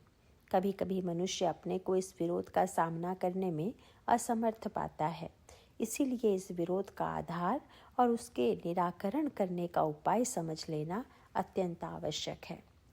स्वरूप प्राप्ति के विरोध में जो मान्यताएं मुख्य रूप से समाज में व्याप्त हैं, उनके प्रधान आधार 3 हैं। नंबर 1, धन संपत्ति का संग्रह। नंबर 2, पद पदवी और प्रतिष्ठा की प्राप्ति। नंबर 3, दाम्पत्य सुख और परिवार पालन। नंबर 1, धन संपत्ति का संग्रह। यह सामान्य रूप से समझा जाता है कि धन संपत्ति का संग्रह करना मनुष्य जीवन के लिए अत्यंत आवश्यक है, क्योंकि इसी से सुख और सुविधाएं प्राप्त हो सकती हैं। दूसरों की धन संपत्ति का प्रदर्शन इनकी प्राप्ति की इच्छा की ज्वाला को और भड़का देता है। नंबर 2, पद पदवी और प्रतिष्ठा की प्राप्ति। इनकी प्राप्ति से मन में बड़े हर्ष का अनुभव होता है। दूसरों की प्रतिष्ठा और सम्मान को देखकर स्वयं भी उन्हें प्राप्त करने को मन ललचाने लगता है।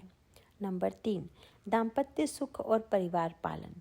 ऐसा विचार रहता है कि दाम्पत्य जीवन से वर्तमान में सुख होता है और वृद्धावस्था आने पर या रोग होने की अवस्था में अपनी देखभाल के लिए इससे आवश्यक सुविधा सुगमता से प्राप्त हो जाती है।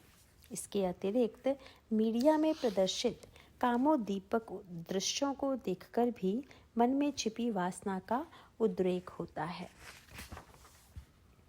उपरोक्त धारणाएं इस सीमा तक मन के विचारों में पुष्ट हो जाती हैं कि सारा जीवन इन्हीं को प्राप्त करने में व्यतीत हो जाता है और अपने कल्याण साधन के लिए मनुष्य के पास समय ही शेष नहीं बचता। समय रहते इन धारणाओं को निर्मूल कर देना ही मनुष्य का प्रथम कर्तव्य है। प्रश्न 1, इन धारणाओं को निर्मूल कैसे किया जा सकता है? उत्तर, इस उन्मूलन के लिए धर्म ग्रंथों का ध्यानपूर्वक अध्ययन और संत महात्माओं के सत्संग के अतिरिक्त और कोई उपाय नहीं है। धर्म ग्रंथों के अध्ययन से यह ज्ञात होता है कि मनुष्य जीवन में धन संपत्ति, मान सम्मान तथा दाम्पत्य सुख की प्राप्ति प्रधानतया पूर्व मनुष्य जन्मों में किए गए कर्मों के फलस्वरूप होती है। इसीलिए इन सब की प्राप्ति में मुख्य हेतु पूर्व मनुष्य जन्मों के कर्म हैं। यह सभी का अनुभव है कि एक ही माता पिता की संतान का लालन पालन एक ही वातावरण में होता है, किंतु उन संतानों में योग्यता प्राप्ति के स्तरों और बौद्धिक क्षमताओं में आकाश पाताल का अंतर होता है। इसके अतिरिक्त यह भी सबका अनुभव है कि एक ही प्रकार का कार्य करते हुए उन्हें एक सा ही पारिश्रमिक नहीं मिलता। यदि वर्तमान जन्म में होने वाली प्राप्ति केवल वर्तमान जन्म के कर्म पर ही आधारित होती हो तो फल में भिन्नता कैसे होती? इसका निष्कर्ष यही निकलता है कि पूर्वकृत सकाम कर्मों का जो फल समूह इकट्ठा हुआ है, उसी के अनुसार प्रत्येक व्यक्ति की वर्तमान की परिस्थिति का निर्माण होता है। इस प्रकार कर्म फल भुगतने की विवशता से मनुष्य जन्म मृत्यु के चक्र में फंसा रहता है। वर्तमान जीवन में जो कर्म किए जाते हैं उनके फल भी उसी समूह में जुड़ जाते हैं। प्रत्येक जन्म में फलासक्ति से किए गए कर्मों का परिणाम ही मनुष्य को भविष्य में सुखकर या दुखकर परिस्थितियों की प्राप्ति के रूप में होता है। किंतु वर्तमान में जो कर्म फलासक्ति को छोड़कर भगवतर्पण बुद्धि से किए जाते हैं उनसे पूर्व अर्जित कर्म फल भी पूर्ण रूप से भस्म हो जाते हैं और उनसे भविष्य में जन्म मृत्यु के चक्र में पड़ने की संभावना सदैव के लिए नष्ट हो जाती है। चैप्टर 2 श्लोक 40 और चैप्टर 4 श्लोक 23। प्रश्न 2, जन्म मृत्यु के चक्र से छूटने के लिए वर्तमान जीवन में कौन सा उपाय सरलता से किया जा सकता है? उत्तर, वर्तमान जीवन में इसके लिए जो साधन किया जाता है वही योग कहलाता है। योग के 2 प्रकार मुख्य हैं, सांख्य योग और कर्म योग। सांख्य योग का साधन विवेक, विचार और ध्यान प्रधान है, जिसके लिए किसी तत्वज्ञ महापुरुष के पास रहकर उसके मार्ग निर्देशन में जीवन व्यतीत करना आवश्यक है। चैप्टर 4 श्लोक 32 से 37 तक। किंतु कर्मयोग का साधन अत्यंत विलक्षण है। यह साधन समाज में रहते हुए और पारिवारिक जीवन व्यतीत करते हुए सुगमता से किया जा सकता है। इसके लिए किसी तत्वज्ञ महात्मा के पास जाकर रहने की आवश्यकता भी नहीं है। केवल इतना ही आवश्यक है कि जो कर्तव्य धर्मशास्त्रों द्वारा विहित और सामाजिक नियम के अनुसार परिस्थितिवश प्राप्त हो जाएं, उनको अपने स्वार्थ साधन का विचार किए बिना संपन्न कर दिया जाए। इसके एक उदाहरण से समझा जा सकता है। जब कभी किसी नदी में बाढ़ आती है तो उससे जनजीवन की बहुत हानि होती है। उससे बचने का एक उपाय तो यह हो सकता है कि नदी के स्रोत पर एक विशाल बांध बना दिया जाए और बाढ़ के समय उस फाटक को बंद कर पानी को नीचे न बहने दिया जाए। यह स्पष्ट ही है कि ऐसा करना मानवीय सामर्थ्य के लिए लगभग असंभव ही है। किंतु यदि उस नदी में से 3-4 नहरें निकाल दी जाएं, तो बाढ़ का पानी नदी और नहरों में विभाजित हो जाता है और फिर उससे अधिक हानि होने की संभावना नहीं रहती। इसके अतिरिक्त नहरों के पानी से उस क्षेत्र की सिंचाई भी की जा सकती है जो नदी से बहुत दूर हैं। वर्तमान जीवन में कर्म करने की अनिवार्यता इस कारण होती है क्योंकि पूर्व मनुष्य जन्मों में किए गए वासना युक्त कर्मों का इतना संग्रह हो जाता है कि उन्हें वर्तमान जीवन में भोगना आवश्यक होता है। ज्ञान योग का साधन ऐसा है जैसे पूर्व जन्म के कर्मों के प्रवाह की नदी के स्रोत पर बांध बनाकर उसे रोक देने का प्रयास। यह अत्यंत दुस्तर और कष्ट साध्य उपाय है। इसके विपरीत कर्मयोग का साधन ऐसा है जैसे उक्त प्रवाह की नदी से नहरें निकालकर उसके बहाव को धीमे कर देना और उसका उपयोग वर्तमान जीवन के लिए भी आवश्यक सुख सुविधाओं के अर्जन में करना। चैप्टर 5 श्लोक 2 से और 6। प्रश्न 3, कर्तव्य कर्म करते समय दृष्टि को सामाजिक नियमों के पालन पर रखने के लिए कहा जाता है, न कि सामाजिक मान्यताओं पर। सामाजिक नियम और मान्यता में क्या अंतर है? उत्तर, नियम वे कानून हैं जिनका पालन करना न्याय के अनुसार अनिवार्य है। उदाहरणार्थ, सार्वजनिक स्थान पर सिगरेट पीना मना है अथवा आयकर की राशि निर्धारित तिथि तक जमा करना अनिवार्य है। इसके विपरीत मान्यता वह है जो परिवार समाज में व्यवहारिक समझकर अपनाया जाता है। उदाहरणार्थ, रौब से बात करने पर ही असर पड़ता है अथवा नौकरी तो वही बढ़िया है जिसमें कमाई अधिक हो। विचारणीय बात यह है कि सामाजिक नियम न तो कर्मयोग में बाधा देने वाले होते हैं और न ज्ञान योग में। इसका कारण यह है कि जितने सामाजिक नियम हैं वे सब धर्म पर आधारित होते हैं। उदाहरणार्थ, कोई सामाजिक नियम मारपीट, लूटपाट और अनाचार करने के लिए किसी को बाध्य नहीं करता।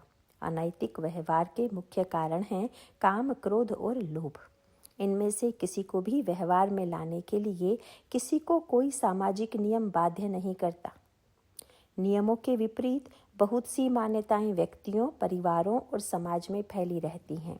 वे काम, क्रोध और लोभ पर आधारित होती हैं। हर विचारवान व्यक्ति को वह पूर्ण स्वतंत्रता है कि वह अपने जीवन में इन भ्रांत मान्यताओं को स्थान न दे, और यदि परिवारजन ऐसा करने के लिए प्रेरित करें तो उस प्रेरणा के अनुसार कोई कर्म ना करें। साथ ही धर्म ग्रंथों में उल्लेखित अनुभवों के आधार पर उनके विचारों को भी भ्रमपूर्ण मान्यताओं से प्रेम पूर्वक निवृत्त करने का प्रयत्न करें। पर यह तभी हो सकता है जब स्वयं की निष्ठा धर्म ग्रंथों पर अचल हो और धर्म ग्रंथों के मुख्य प्रतिपाद्य विषय भगवान पर विश्वास हो। जिनका विश्वास न भगवान पर है न धर्म ग्रंथों पर, उनका जीवन भोगपरायण हो जाता है और वे भोगों की प्राप्ति के लिए विभिन्न प्रकार के पाप करने में भी संकोच नहीं करते।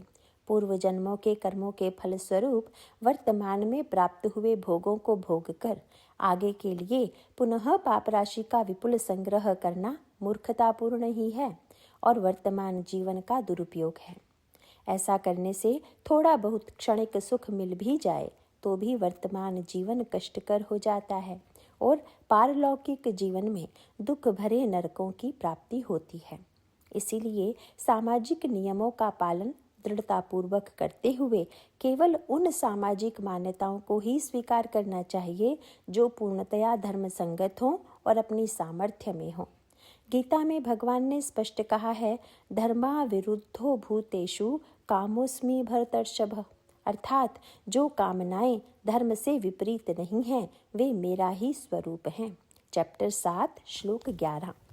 अतः यद्यपि धर्मोचित और न्यायोचित कामनाओं की पूर्ति वर्तमान की सामर्थ्य के अनुसार कर लेने में पाप नहीं है, तथापि यह सावधानी बरतना आवश्यक है कि कहीं कामना पूर्ति का वेग इतना ना हो जाए कि उनकी पूर्ति के लिए धर्म विरुद्ध, न्याय विरुद्ध और सामर्थ्य से अधिक कार्य करने से पाप के भयंकर कीचड़ में फंसना पड़े। चैप्टर 4 सेक्शन 18 प्रकृति के 3 गुणों का आधुनिक जीवन में महत्व। प्रश्न 1, प्रकृति के 3 गुणों सतोगुण, रजोगुण तथा तमोगुण का ज्ञान सामान्य जीवन में कैसे उपयोगी है? उत्तर, गीता का 14वां अध्याय गुणत्रय विभाग योग के नाम से विख्यात है। साधारणतया गुण 3 गुणों के विवेचन को ज्ञान योग से संबंधित समझे जाने के कारण उसे सामान्य जीवन से कुछ दूर की बात समझा जाता है। यह धारणा अत्यंत भ्रमपूर्ण है। ऐसा कौन व्यक्ति होगा जिसके सामान्य जीवन में ज्ञान, कर्म, कर्ता, बुद्धि, धारण शक्ति और सुख का स्थान नगण्य हो? ज्ञान, बुद्धि, धारण शक्ति और कर्तापन के बिना तो कोई कर्म हो ही नहीं सकता। फिर सुख की बात तो और भी अधिक महत्वपूर्ण है। इन तीनों गुणों को जानने के महत्व का प्रतिपादन करते हुए भगवान ने 14वें अध्याय के पहले श्लोक में ही इस ज्ञान को समस्त ज्ञानों में उत्तम बताया है और कहा है कि इस ज्ञान को प्राप्त कर मनुष्य इसी जीवन को जीते हुए मोक्ष प्राप्त कर सकता है। दूसरे श्लोक में तो वे एक पग और आगे बढ़ गए हैं और कहते हैं कि इस ज्ञान से युक्त होकर मनुष्य भगवान के स्वरूप का ही हो जाता है, अर्थात जन्म, मरण, हानि, लाभ इत्यादि से ऊपर उठकर भगवान की सर्वशक्तिमान, सर्वज्ञ और सर्वव्यापक शक्ति में भागीदार हो जाता है। इतने महत्वपूर्ण विषय के ज्ञान से अपने को वंचित कर रखना कहाँ की बुद्धिमानी हो सकती है? वास्तव में प्रकृति में ये 3 गुण उसी प्रकार विद्यमान हैं जैसे 3 रंगों की डोरियों से गुथी हुई रस्सी के प्रत्येक भाग में वे 3 डोरियां ही होती हैं। सांसारिक प्रपंच का निर्माण प्रकृति द्वारा ही होता है। प्रकृति के क्षेत्र में ही ज्ञान, कर्म, कर्तापन, बुद्धि और सुख इत्यादि का समावेश रहता है। इसीलिए इन तीनों गुणों का प्रभाव मनुष्य जीवन के हर अंग में अविचल भाव से विद्यमान है। गुणों के परिणाम स्वरूप इस जीवन के अतिरिक्त मरणोत्तर दशा में भी तदनुसार गति ही होती है। इसीलिए इन तीनों गुणों के ज्ञान का जीवन में महत्व सर्वोपरि है। प्रश्न 2, तीनों गुणों के प्रभाव को सरलता से कैसे समझा जा सकता है? उत्तर, इन गुणों का प्रभाव समझने से पहले प्रत्येक गुण की विशेषता, लक्षण और प्रभाव जानना आवश्यक है। इनका संक्षेप में वर्णन इस प्रकार है। चैप्टर 14 श्लोक 6 से 10 तक। क सत्वगुण, इससे ज्ञान, इंद्रियों में चेतनता, मन में स्फूर्ति, उत्साह और प्रसन्नता की अभिवृद्धि होती है। ख रजोगुण, इससे मन में सांसारिक विषयों से सुख प्राप्त करने की इच्छा से चंचलता, अशांति और कर्मों में प्रवृत्ति होती है। इन्हीं की प्रेरणा दूसरों को देख देख कर हुआ करती है। ग तमोगुण, इसके बढ़ने पर मन में प्रमाद, आलस्य, उद्योगहीनता या व्यर्थ कर्मों में प्रवृत्ति होती है। जीवन के हर क्षण में प्रत्येक मनुष्य इन लक्षणों की सहायता से यह निश्चय कर सकता है कि उस क्षण में उसके मन पर किस गुण का प्रभाव प्रधानता से है। यदि गुणों के अनुरूप फल पर दृष्टि डाली जाए तो ज्ञान, प्रसन्नता और चेतनता का भाव होने पर यह समझा जाना चाहिए कि सत्वगुण बढ़ा है।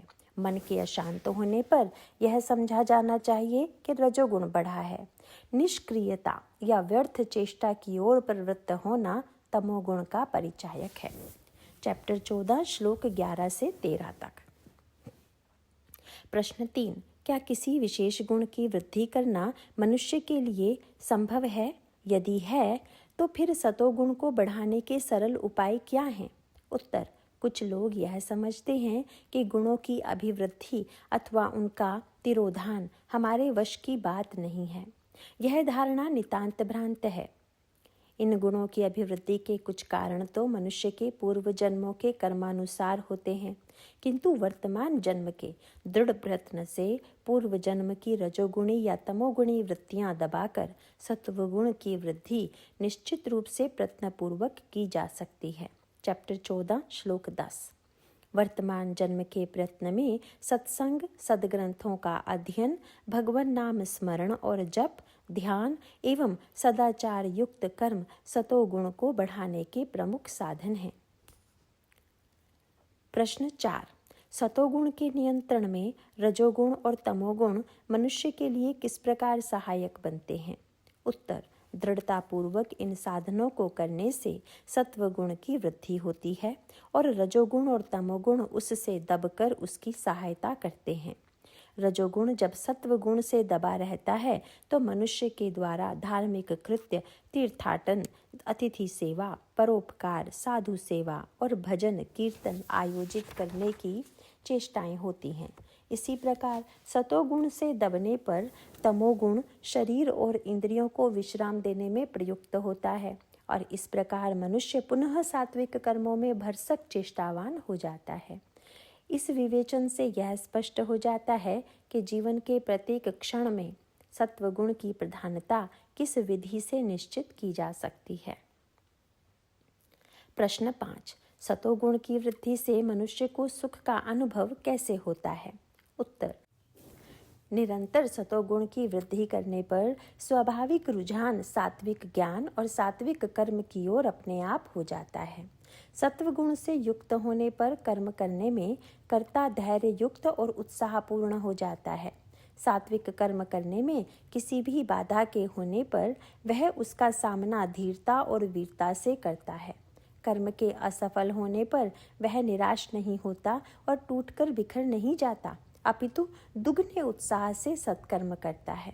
उसकी बुद्धि और मन शांत रहते हैं और इस प्रकार समाहित चित्त हुआ वह इसी जीवन में मोक्ष प्राप्त कर भगवत प्राप्ति का अधिकारी बन जाता है। चैप्टर 18 श्लोक 23। जैसा ऊपर कहा जा चुका है, गुणों के पूर्ण विवेचन के लिए 14वां अध्याय ध्यानपूर्वक पढ़ना अत्यंत लाभप्रद है। इसके पश्चात 17वें अध्याय में दिए गए श्रद्धा, आहार, यज्ञ, दान और तप के भी गुणों के आधार पर बताए गए तीनों रूप ध्यान में रखने चाहिए।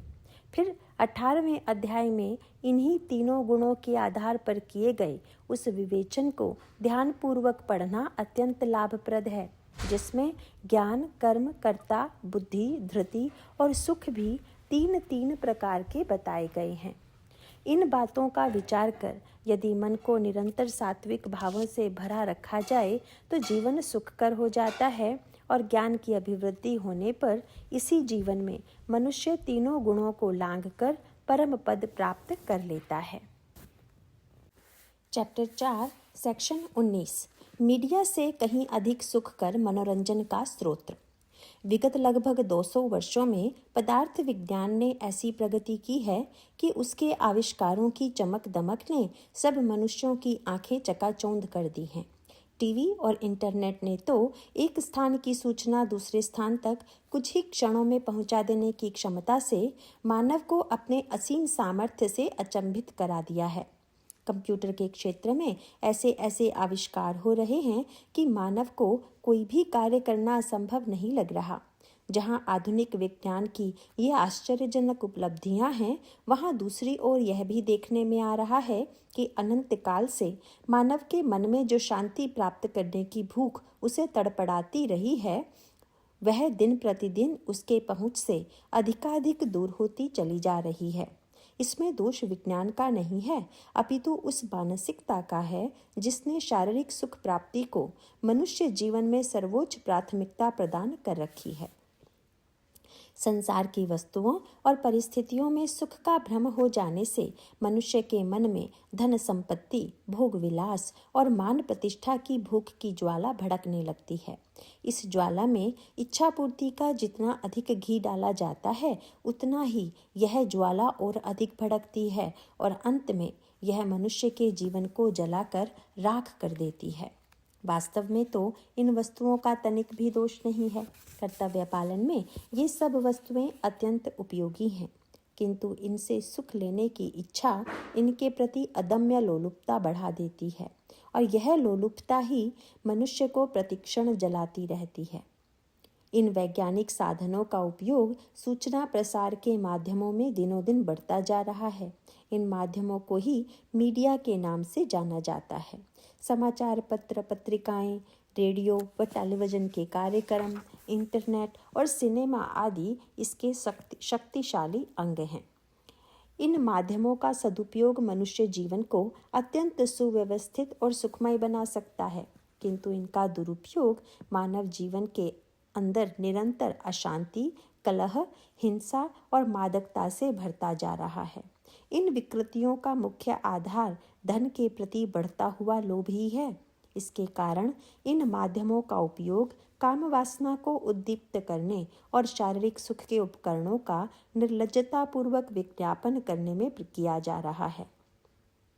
इस प्रकार की विकृतियों को रोकने का पूर्ण दायित्व शिक्षा प्राप्त प्रबुद्ध वर्ग पर है। उस वर्ग में यह सामर्थ्य है कि वह स्वयं मानव जीवन को कल्याण मार्ग पर ले जाने के उपायों का अध्ययन करे और अपने से संबद्ध उन सब व्यक्तियों को भी कराए जिन्हें शिक्षा और बुद्धि विकास के अवसर प्राप्त नहीं हैं। विशेषतया अपरिपक्व अवस्था के बालक बालिकाओं के कल्याण की भावना तो प्रत्येक जागरूक नागरिक में होनी चाहिए, क्योंकि ये बालक बालिकाएं ही आगामी कुछ वर्षों में राष्ट्रीय जीवन में महत्वपूर्ण भूमिका का निर्वाह करेंगे। प्रश्न 1। टीवी के कार्यक्रम तो मनोरंजन का मुख्य स्रोत बन चुके हैं। दैनिक जीवन पर इसका क्या प्रभाव पड़ता है? उत्तर। मीडिया के माध्यमों में टीवी पर दिखाई जाने वाले कुत्सित कार्यक्रमों तथा विज्ञापनों का प्रभाव विशेष रूप से घातक होता है। समाचार पत्र को पढ़कर उसको तो पाठक अपनी आवश्यकता अनुसार बंद भी कर सकता है, जिससे अन्य उन्मादक सामग्री की ओर दृष्टि ना जाए। उसी प्रकार रेडियो का प्रभाव भी श्रवणेंद्रियों तक ही सीमित है, पर टीवी कान तथा दृष्टि दोनों पर एक साथ प्रहार करता है तथा मन, चित्त, बुद्धि सबको प्रसारित कार्यक्रमों तथा विज्ञापनों पर एकाग्र रूप से केंद्रित कर देता है। जिस एक इंद्रिय के साथ मन जुड़ जाए, वह एक ही इंद्रिय अयुक्त पुरुष की बुद्धि को हर लेती है। श्रीमद् भगवद गीता चैप्टर 2 श्लोक 69। पर यहाँ 2 इंद्रियां प्रत्यक्ष रूप से एकाग्र रहती हैं और बाकी परोक्ष रूप से सुख लेती रहती हैं। परिवार की चारदीवारी के बाहर फैली आसुरी वृत्तियों से एक बार को व्यक्ति अपने आप को तथा अपने परिवार को बचा भी ले, पर टीवी तो उसके गृहस्थी के गढ़ के भीतर घुसकर सबके मध्य बैठकर वार करता है। ज्ञानवर्धक या आध्यात्मिक कार्यक्रमों के बीच में भी विज्ञापन तो आते ही हैं और वे खुलेआम काम वासना तथा भोग वृत्ति को प्रोत्साहित करते हैं, क्योंकि यही उन विज्ञापनों का प्रयोजन है। बच्चों के कोमल मन पर इन उत्तेजक दृश्यों का बड़ा भीषण असर पड़ता है, जिसका वेग उनकी छोटी सी बुद्धि सहन नहीं कर पाती और धीरे धीरे करके उनकी बुद्धि अत्यंत भ्रमित हो जाती है। बच्चे तो फिर भी अपरिपक्व बुद्धि वाले होते हैं। घर के वयस्क लोग भी टीवी पर दर्शाए उत्तेजक, कलह तथा हिंसात्मक कार्यक्रमों को मनोरंजन के लिए रुचिपूर्वक देखते हैं। देखते समय ऐसे कार्यक्रमों के कथानकों तथा दृश्यों में वे पूर्णतया रम जाते हैं। इस प्रकार के दृश्य और भाव फिर दर्शक के मन में कई दिनों तक विद्यमान रहते हैं और धीरे धीरे उसके स्वभाव का अंग बनकर उससे उन्हीं भावों के अनुरूप आचरण करने के लिए प्रेरित करते हैं। फिर उनके द्वारा धर्म के इस मौलिक सिद्धांत की पूर्ण रूप से अवहेलना हो जाती है कि जो हम अपने साथ नहीं चाहते वह हम दूसरों के साथ ना करें। आत्मन प्रतिकूलानि परेशान न समाचरित। प्रश्न 2, पर हम तो केवल टीवी के कार्यक्रमों में दर्शाई परिस्थितियों से मन ही मन सुख ले रहे हैं, इसमें किसी का क्या नुकसान है? उत्तर, इस पर ईमानदारी से विचार करने की आवश्यकता है कि जिस चित्ताकर्षक दृश्य को देखकर हमारी गर्दन लंबी हो जाती है तथा चेतना पूर्ण रूप से एकाग्र हो जाती है, क्या उसमें हम अपनी पूजनीय माताजी अथवा छोटी सहोदरा को उसी रुचि से देखना चाहेंगे? जिस हिंसात्मक दृश्य में हम किसी के द्वारा मारे जाने वाले व्यक्ति को केवल इस रुचि से देखते हैं कि देखें आगे क्या होता है, क्या उस व्यक्ति के स्थान पर हम अपने पूज्य पिताजी या फिर प्रिय सहोदर भाई को देखकर अपनी रुचि वैसी ही तीव्र रख सकेंगे? यदि नहीं तो अपने घर में क्यों देखते हैं ऐसे कार्यक्रमों को? कामोत्तेजक, हिंसात्मक अथवा कलहपूर्ण दृश्यों में रुचि रखना या रस लेना उनका समर्थन ही तो है तथा उन्हें मान्यता प्रदान करना है। फिर कार्य कारण सिद्धांत के नियमों के अनुसार वही परिस्थितियां, वही घटनाएं तथा वैसे ही हिंसात्मक और कलहपूर्ण भाव व वृत्तियां हमारे ही जीवन में प्रत्यक्ष प्रकट होंगी ही, क्योंकि हमने ही उन्हें मान्यता प्रदान करके अपने प्रतिवेश में उनका स्वयं आवाहन किया है। इस प्रकार इन कार्यक्रमों में दर्शाए गए आसुरी भावों का रुचिपूर्वक सेवन करने से मनुष्य सबसे अधिक अपना ही नुकसान करता है। थोड़ी सी देर के निरर्थक मनोरंजन के लिए अपने लिए मुसीबतें खड़े कर लेने को मूर्खता नहीं तो और क्या कह सकते हैं। प्रश्न 3, परंतु आध्यात्मिक कार्यक्रमों के सेवन से सत्संग ही तो होता है, इनको देखने में क्या हानि है? उत्तर, इधर कुछ वर्षों से टीवी पर प्रसारित धार्मिक तथा आध्यात्मिक कार्यक्रम बहुत से लोग देखने लगे हैं। यदि वास्तव में उनको देखने सुनने के कारण दर्शकों की चेतना आध्यात्मिक धरातल पर पहुंच गई होती तो उन्हें कार्यक्रम के बीच में प्रसारित विज्ञापनों का विक्षेप असह्य हो जाना चाहिए। ऐसे व्यवधानों में लगभग सभी बातें अध्यात्म विरोधी आती हैं। दर्शकगण कम से कम उतनी सी देर के लिए टीवी क्यों नहीं बंद कर देते, ताकि उनके और उनके परिवारों के शुभ संस्कारों की उस आध्यात्मिक कार्यक्रम से जो पुष्टि हुई है उसके ऊपर फिर से विपरीत भाव की आसुरी वृत्तियों का लेप न लगने पाए। यदि वास्तव में आध्यात्मिक उन्नति की ही रुचि है तो विज्ञापनों के आघात से बचने के लिए टीवी पर निर्भर न रहकर स्वयं धर्म ग्रंथों का अध्ययन क्यों नहीं करते? एक बात और है, आध्यात्मिक कार्यक्रम को केवल देखने या सुनने से सत्संग का पूरा लाभ नहीं मिलता। सत्संग का महत्व यह है कि दैनिक स्वाध्याय के अंतर्गत शास्त्रों की आज्ञा को समझने अथवा उन्हें जीवन के धारण करने में जो भी कठिनाइयाँ हों उनका समाधान किसी संत के आश्रित होकर समझने का अवसर प्राप्त होता है। टीवी कार्यक्रम देखने से यह संभव नहीं है, क्योंकि उसमें शंकाओं के निवारण की सुविधा नहीं रहती। ऐसे में इन कार्यक्रमों द्वारा बताए गए सिद्धांतों के ऊपर मनन करके उनको जीवन में उतारने से ही वास्तविक लाभ होगा। यदि कोई दर्शक ऐसा नहीं कर रहा है तो चाहे जितने आध्यात्मिक कार्यक्रम उसके द्वारा देख लिए जाएं, उनका महत्व ऐसे दर्शक के लिए मनोरंजन से ज़्यादा नहीं है कि थोड़ी देर के लिए प्रवचन इत्यादि सुनकर मन में एक हल्की सी शांति भोग ली और तत्पश्चात सांसारिकता, सुखार्जन, भोगासक्ति बटोरने में फिर से लग गए। प्रश्न 4। टीवी, सिनेमा, समाचार पत्र आदि में अश्लीलता, हिंसा की बढ़ोतरी का विरोध करना तथा समाज में नैतिक मूल्यों के पतन के लिए इन माध्यमों को उत्तरदायी मानना कहाँ तक उचित है? उत्तर: समाज के प्रबुद्ध वर्ग में बहुधा यह शोर मचा करता है कि टीवी पर अश्लीलता, हिंसा इत्यादि बहुत बढ़ रही है, परंतु इसमें मीडिया को उत्तरदायी ठहराना बुद्धिमानी नहीं है, क्योंकि टीवी पर इस प्रकार के मनोरंजन की मांग तो दर्शकों के मन में ही बनी हुई है। इसी मांग के कारण अच्छे कार्यक्रमों पर जो खर्च होगा उसका बोझ उठाने के लिए शायद ही कोई व्यक्ति तैयार हो। फिर उस व्यय का बोझ संभालने के लिए विज्ञापनों की सहायता के अतिरिक्त कोई विकल्प नहीं रह जाता। इस प्रकार प्रकारांतर में विज्ञापनों तथा अभद्र कार्यक्रमों का समर्थन भी दर्शकों द्वारा ही होता है। इस समर्थन की मानसिक ग्लानि को शांत करने के लिए इष्ट मित्रों, स्वजनों के बीच परस्पर चर्चा में इन कार्यक्रमों के नैतिक मूल्यों की मौखिक निंदा कर ली जाती है, अथवा कुछ कुछ दिनों में नियमित रूप से विरोध का भी प्रदर्शन साथ साथ में चलता रहता है।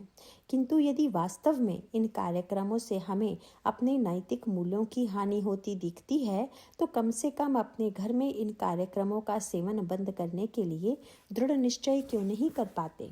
कुछ समाचार पत्रों तथा पत्रिकाओं द्वारा ग्राहकों को लुभाने के लिए तथा आर्थिक संबल अर्जित करने के लिए वर्षों से पालित सिद्धांतों की बलि दे दी जाती है। इससे उनके पाठकों का अकल्याण तो होता ही है, साथ ही इस प्रकार के सिद्धांत विरोधी विचारों से समाज में दुष्प्रभावों की बढ़ोतरी होती है, जिनका शिकार उन प्रकाशकों को भी बनना पड़ता है। इन तथ्यों पर विचार न करना विवेकहीनता ही है।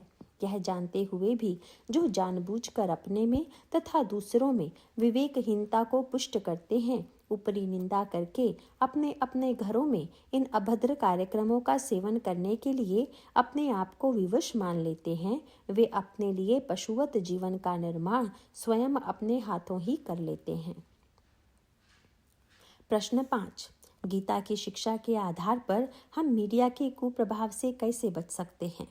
उत्तर: सबसे पहले यह बात ध्यान में रखने की है कि मीडिया अपने में दोषी नहीं है। दोष तो उस बुद्धि में है जो मीडिया में दर्शाए पाशविक भावों की ओर आकर्षित होकर उसको बल प्रदान करती है। गीता में बताया गया है कि मनुष्य आप ही अपना शत्रु और आप ही अपना मित्र है। चैप्टर 6 श्लोक 5। इसीलिए सर्वप्रथम हमें अपने किसी भी दुख अथवा कष्ट के लिए किसी भी अन्य व्यक्ति, वस्तु अथवा परिस्थिति को दोषी ठहराने की प्रवृत्ति को बलपूर्वक कुचल देना चाहिए। साथ ही हमें अपनी परिस्थिति के सुधार के लिए भगवान के अतिरिक्त और किसी से न तो प्रार्थना करनी चाहिए और न आशा ही करनी चाहिए। इसीलिए किसी भी सामाजिक या राष्ट्रीय परिस्थिति के लिए मीडिया को उत्तरदायी समझना मूर्खता है।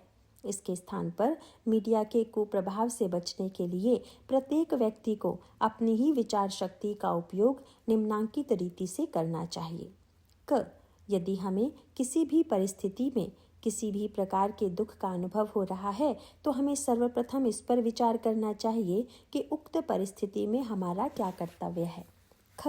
कर्तव्य निर्धारण करने में शास्त्र ही प्रमाण है। चैप्टर 16 श्लोक 24। ग. किसी भी परिस्थिति में जो कुछ भी कर्म करने की स्फुरणा मन में हो उसका परीक्षण इस दृष्टि पर करना चाहिए कि यह स्फुरणा हमें किसी कामना, क्रोध और लोभ की वृत्ति से प्रेरित तो नहीं है। इस प्रकार की वृत्तियों से निवृत्त होने से शास्त्र के अनुकूल आचरण अपने आप उस स्फुरणा के क्रियान्वयन में व्यवस्थित हो जाएगा। घ. मीडिया के समुचित उपयोग की क्षमता हमें अपने धर्म ग्रंथों का अध्ययन सावधानी पूर्वक करने से मिल सकती है। यदि निरंतर इस बात का विचार रखें तो मीडिया का सदुपयोग निस्वार्थ कर्म, ज्ञानवर्धन, भक्ति और अध्यात्म के विस्तार के लिए ही करना श्रेयस्कर है। उसका उपयोग भोग विलास के लिए करना न केवल उसका दुरुपयोग है, अपितु मानव जीवन के लिए आत्मघाती है। प्रश्न 6। परंतु अब तो मन को टीवी, सिनेमा आदि के मनोरंजन की आदत पड़ चुकी है। इसके अलावा मन के सामने अब कौन से मनोरंजन का स्रोत रखना चाहिए जो हानिकर तो ना हो परंतु सुख उतना ही दे? उत्तर: टीवी, सिनेमा से कहीं अधिक मात्रा में सुख की प्राप्ति बड़ी आसानी से हो सकती है और कई व्यक्तियों के जीवन में प्रत्यक्ष पाई भी गई है। इसके अनुभव के लिए कुछ आधारभूत सिद्धांत धारण करना आवश्यक है। नंबर 1, जो व्यक्ति प्रत्येक क्रिया के माध्यम से भगवान से जुड़ना चाहता है तथा उनसे युक्त होना चाहता है, उसी को योगी कहते हैं। ऐसा योगी उन्हीं विषयों को ग्रहण करता है जो उसके इस लक्ष्य के लिए सहायक हो। इस कारण ही टीवी, सिनेमा आदि के कार्यक्रमों में दर्शाए काम, क्रोध, लोभ के भाव उसे अपने इस आनंदमय लक्ष्य के विरोधी लगते हैं और साथ ही सहज ही उनके प्रति सुख बुद्धि हट जाती है। इनके स्थान पर ऐसी गतिविधियों के प्रति रुचि बढ़ने लगती है जो उसकी योग्यता बढ़ाने, चरित्र निर्माण करने, कर्मयोग का आचरण करने तथा भगवत भक्ति पुष्ट करने में सहायक हों। इस दृष्टि से शास्त्रीय संगीत, नृत्य, सात्विक भावों को पुष्ट करने वाले साहित्य, चित्रकारी, स्वास्थ्य वर्धन आदि के क्षेत्र में अपनी योग्यता निरंतर बढ़ाते रहना उसे रुचिकर लगता है। नंबर 2, योग्यता बढ़ाने के लिए योगी सक्रिय रूप से उपरोक्त क्षेत्रों को अपनी अभिरुचि बना लेता है। अतः सामान्य दृष्टा तो केवल टीवी पर खेल के कार्यक्रम देखने से ही संतुष्ट रहता है, परंतु योगी तो स्वयं खिलाड़ी बनकर अपना स्वास्थ्य पुष्ट करता है। इसी प्रकार गायन, चित्रकारी, स्वयं फोटो खींच लेना, लेख लिखना, वैज्ञानिक अन्वेषण की चेष्टा करना आदि गतिविधियों से एक ओर तो उसकी योग्यता बढ़ती रहती है, दूसरी ओर इन गतिविधियों से उसका मन रंजित रहता है। अतः उसके लिए यही मनोरंजन बन जाता है।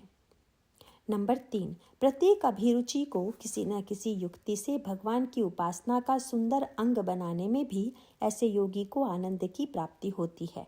उदाहरणार्थ, गायन कला से वह पद गायन व कीर्तन की सेवा करता है, चित्रकारी से भगवान की सुंदर छवियां तैयार करता है, खेलकूद से शरीर पुष्ट करके उसे इस योग्य बनाए रखता है कि कर्मयोग के आचरण से वह भगवान की सेवा कर सके और अथक परिश्रम करने पर भी उसका उत्साह वैसा का वैसा ही बना रहे।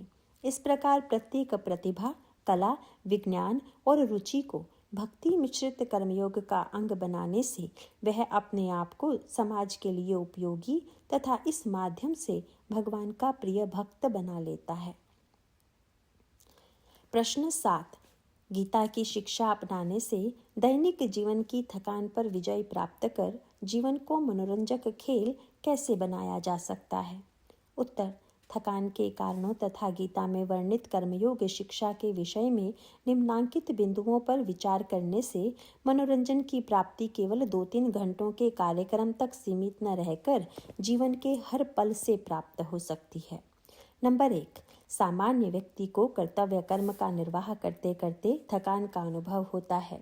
इस थकान का कारण यह है कि कर्तव्य कर्म को कामना पूर्ति की प्रेरणा से किया जाता है और यह कामना पूर्ति अनिश्चित ही रहती है। इस कारण काम करते समय तनाव, मनमुटाव, अनमनापन, आशा निराशा जैसे भावों के कारण उसकी शक्ति का निरंतर ह्रास होता रहता है। इसी थकान को फिर दूर करने के लिए वह टीवी, सिनेमा के मनोरंजन का आश्रय ले लेता है, परंतु अगले दिन कार्य क्षेत्र में वापस पहुंचते ही फिर से उन्हीं तनाव, फैलाव के भावों से आक्रांत वह शीघ्र ही थकान का पुनः अनुभव करने लगता है।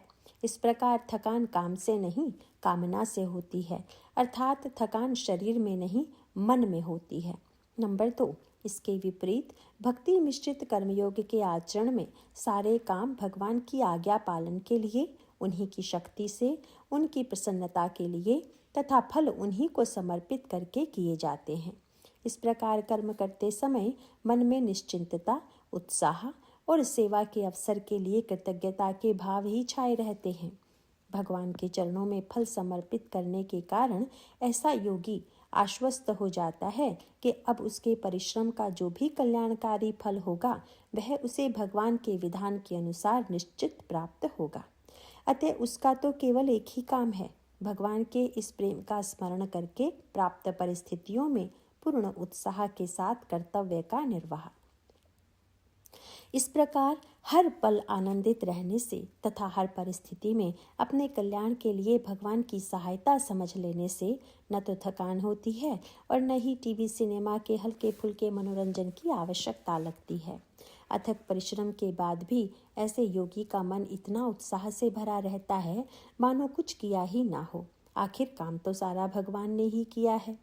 चैप्टर 4 श्लोक 20। नंबर 3। इस प्रकार भक्ति मिश्रित कर्मयोग पर प्रारंभिक कदम रखते ही यह स्पष्ट रूप से अनुभव में आ जाता है कि गीता ज्ञान धारण करने से संपूर्ण जीवन ही एक मनोरंजक खेल बन जाता है। किसी भी खेल में विरोधी पक्ष की चाल समझकर बड़ी कुशलता से उस पर विजय प्राप्त कर ली जाती है। इसी प्रकार जीवन के खेल में जो भी परिस्थितियां प्राप्त होती रहती हैं उनका अध्ययन करके योगी निरंतर उन सब के पीछे भगवान के प्रयोजन पर दृष्टि रखते हुए बड़ी कुशलता से अपने लक्ष्य प्राप्ति के लिए उनका उपयोग करता रहता है। कर्मों में कुशलता की यही शैली योग कहलाती है। चैप्टर 2 श्लोक 50। भगवान के आश्वासन के अनुसार सारा काम तो वो पहले ही कर चुके हैं। चैप्टर 11 श्लोक 33। अतः उनका निमित्त बनकर योगी केवल भगवान का प्रेम अनुभव करता रहता है कि किस विलक्षण विधान से विभिन्न व्यक्ति, वस्तु, घटना, परिस्थिति को वे अपनी लीला के अनुसार इस प्रकार प्रेरित करते रहते हैं कि इन सभी का उपयोग करके योगी 3 प्रकार के लाभ प्राप्त कर सकता है। क. भगवान का निज सेवक बनने का यश लाभ। ख. मन में बसे काम क्रोध रूपी शत्रुओं पर विजय पाने का अवसर। ग. चित्त की भूमि पर पूर्ण नियंत्रण। नंबर 4। भगवान की ओर से इस बरसती कृपा का जैसे जैसे प्रत्यक्ष अनुभव बढ़ता जाता है वैसे ही कर्मयोगी का मन सहज ही उन सभी मनोरंजन के साधनों से उपराम हो जाता है जो योगपथ के विरोधी मूल्यों, विचारों अथवा भावों को